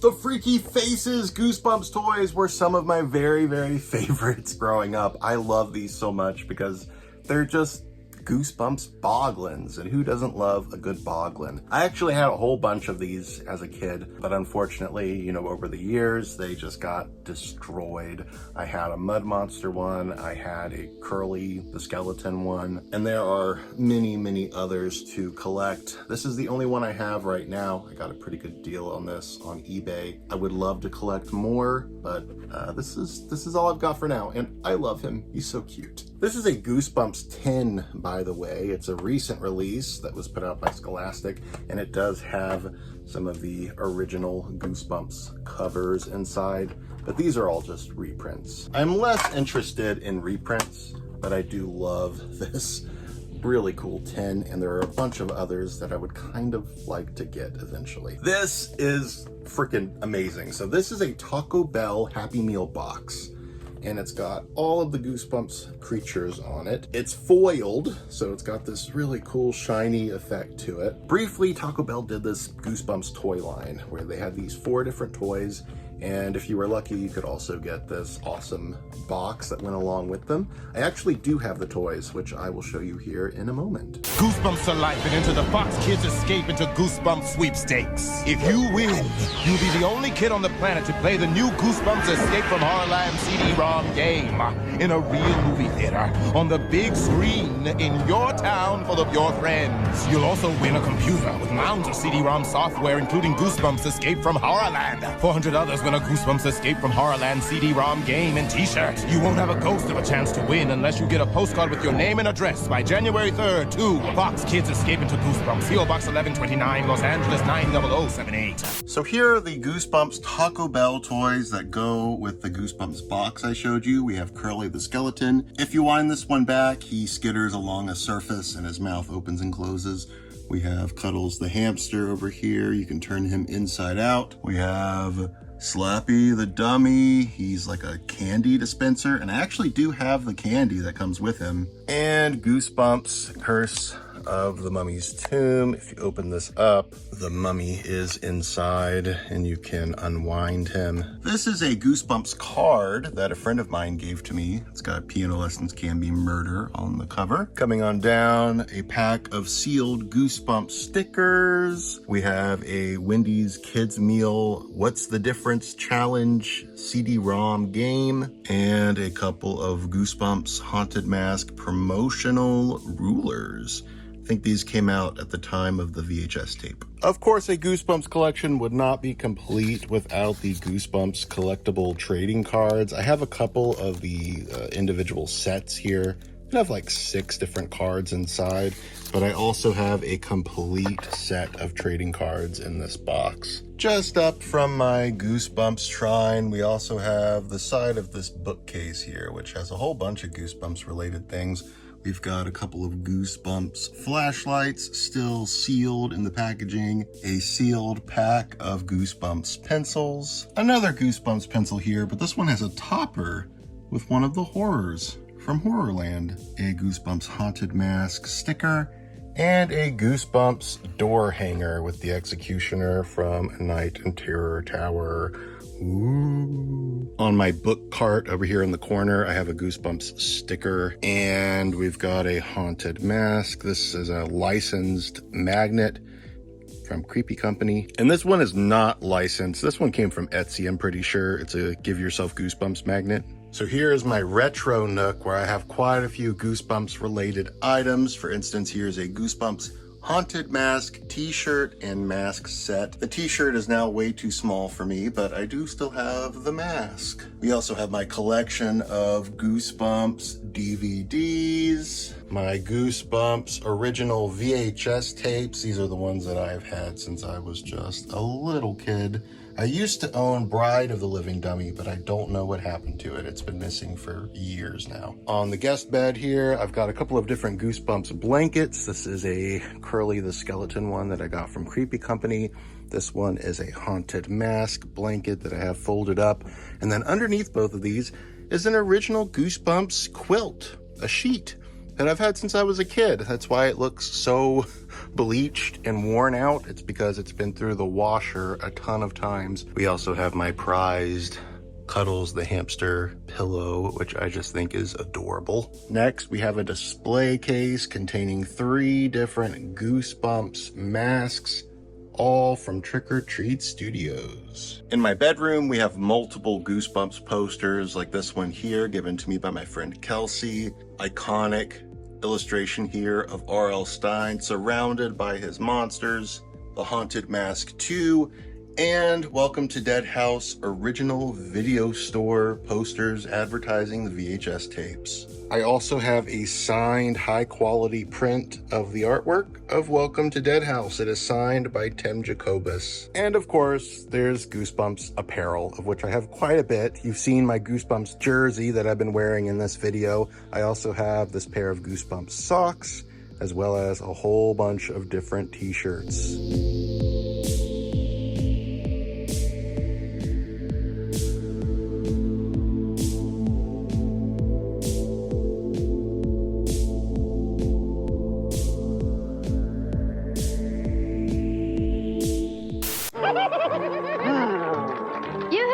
I'm here at the annual Goosebumps Fright Show Christmas party, and it's a weird one. No thanks, I'm allergic to monster blood. Oh, sweet. Oh, well, that would make a lovely centerpiece.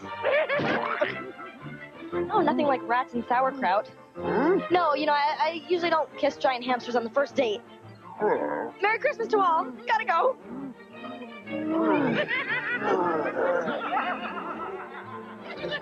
All right, creeps, so now you have sat through all of the books, all of the collectibles, but we are not done yet. Oh no, we've got even more Goosebumps collectibles that I have managed to collect in the past year since I made my last Goosebumps collectible video. Of course, we talked about the Goosebumps action figures from Treat Studios. I now own all of those, and there are even more that are about to come out pretty soon, so I'm getting excited for those. We've got the Scarecrow Walks at Midnight. I did a short where I took all of these out of the box and I showed you up close, so you can go and watch that if you want to see these a little more in depth.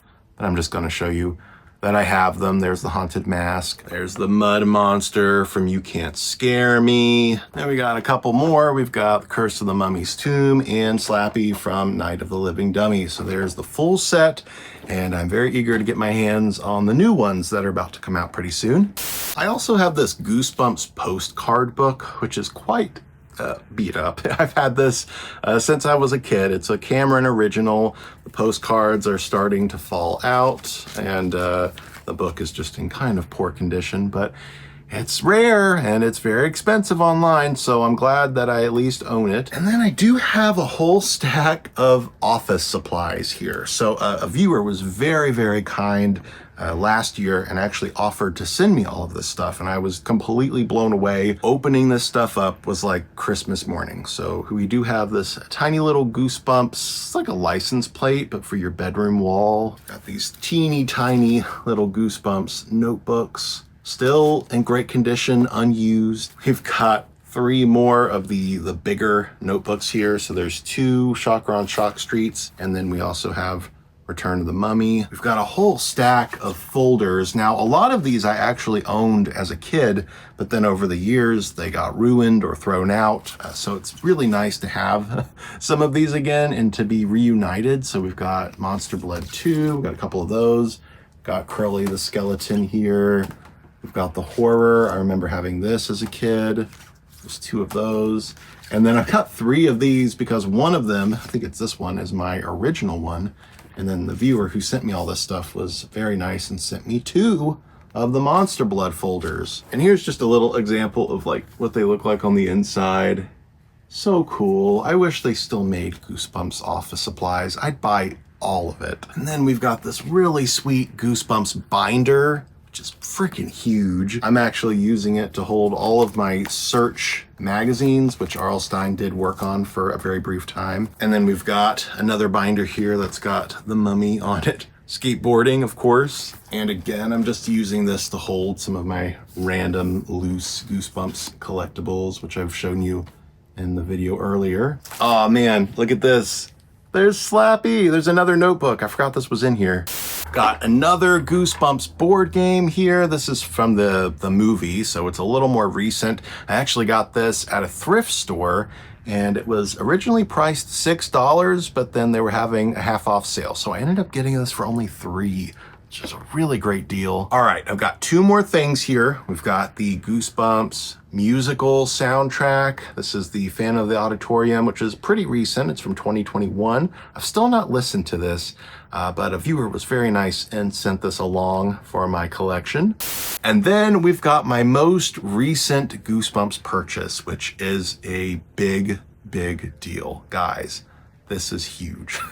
This is something I didn't even know existed, and that's because, as far as I know, it was only published in Australia and New Zealand. This is the 1998 Goosebumps Diary. This is extremely rare. This is the most amazing thing ever. As you can see, it's got all of the different characters on the inside, from Cuddles the hamster to the Hair from Bad Hair Day. Not only is this a diary and a bit of a planner that you could use at school in the 90s, but it's also got all kinds of freaky facts scattered throughout. It's just a really cool piece of Goosebumps history, and I'm really glad to have this. So if you want to see a full in-depth flip through of this book, you can go to my Patreon down below on the $2 tier. You can access a full flip through of every single page, and I walk you through everything and show you the insides and read all of the different freaky facts. So if you really want to see the inside of this book, you can follow the link to my Patreon down below. Not only do I have a flip through of this book, but I have hundreds of backlist videos on my Patreon, videos that have never been published publicly on my YouTube channel before. So definitely go check it out. Let me know what you think. And that is it for this video, creeps. Thank you all so much for joining me on this Goosebumps collecting journey. This is going to be the final Goosebumps collection video for at least a little while. I'm sure a couple years down the road, when my collection has grown even more, I will have yet another collection video for you. But for now, that's gonna do it. Of course, you can stay tuned on my channel for more Goosebumps related videos. We're gonna be reading all of the Goosebumps books together in the Goosebumps reading vlogs. I would love to do some deep dives into the more recent Goosebumps books, as well as the TV series, so stay tuned. That's definitely not gonna be it for Goosebumps on this channel. In fact, we are just getting started. I am loving rediscovering my love of Goosebumps as an adult. I feel like I've always kept that love for Goosebumps alive, but especially lately, I have just been living up the Goosebumps and just having a great time reading all of the books. So stay tuned, creeps. There's a lot more Goosebumps goodness to come. Thank you all so much for watching, and I'll catch you in the next episode of Library Macabre. Later, creeps.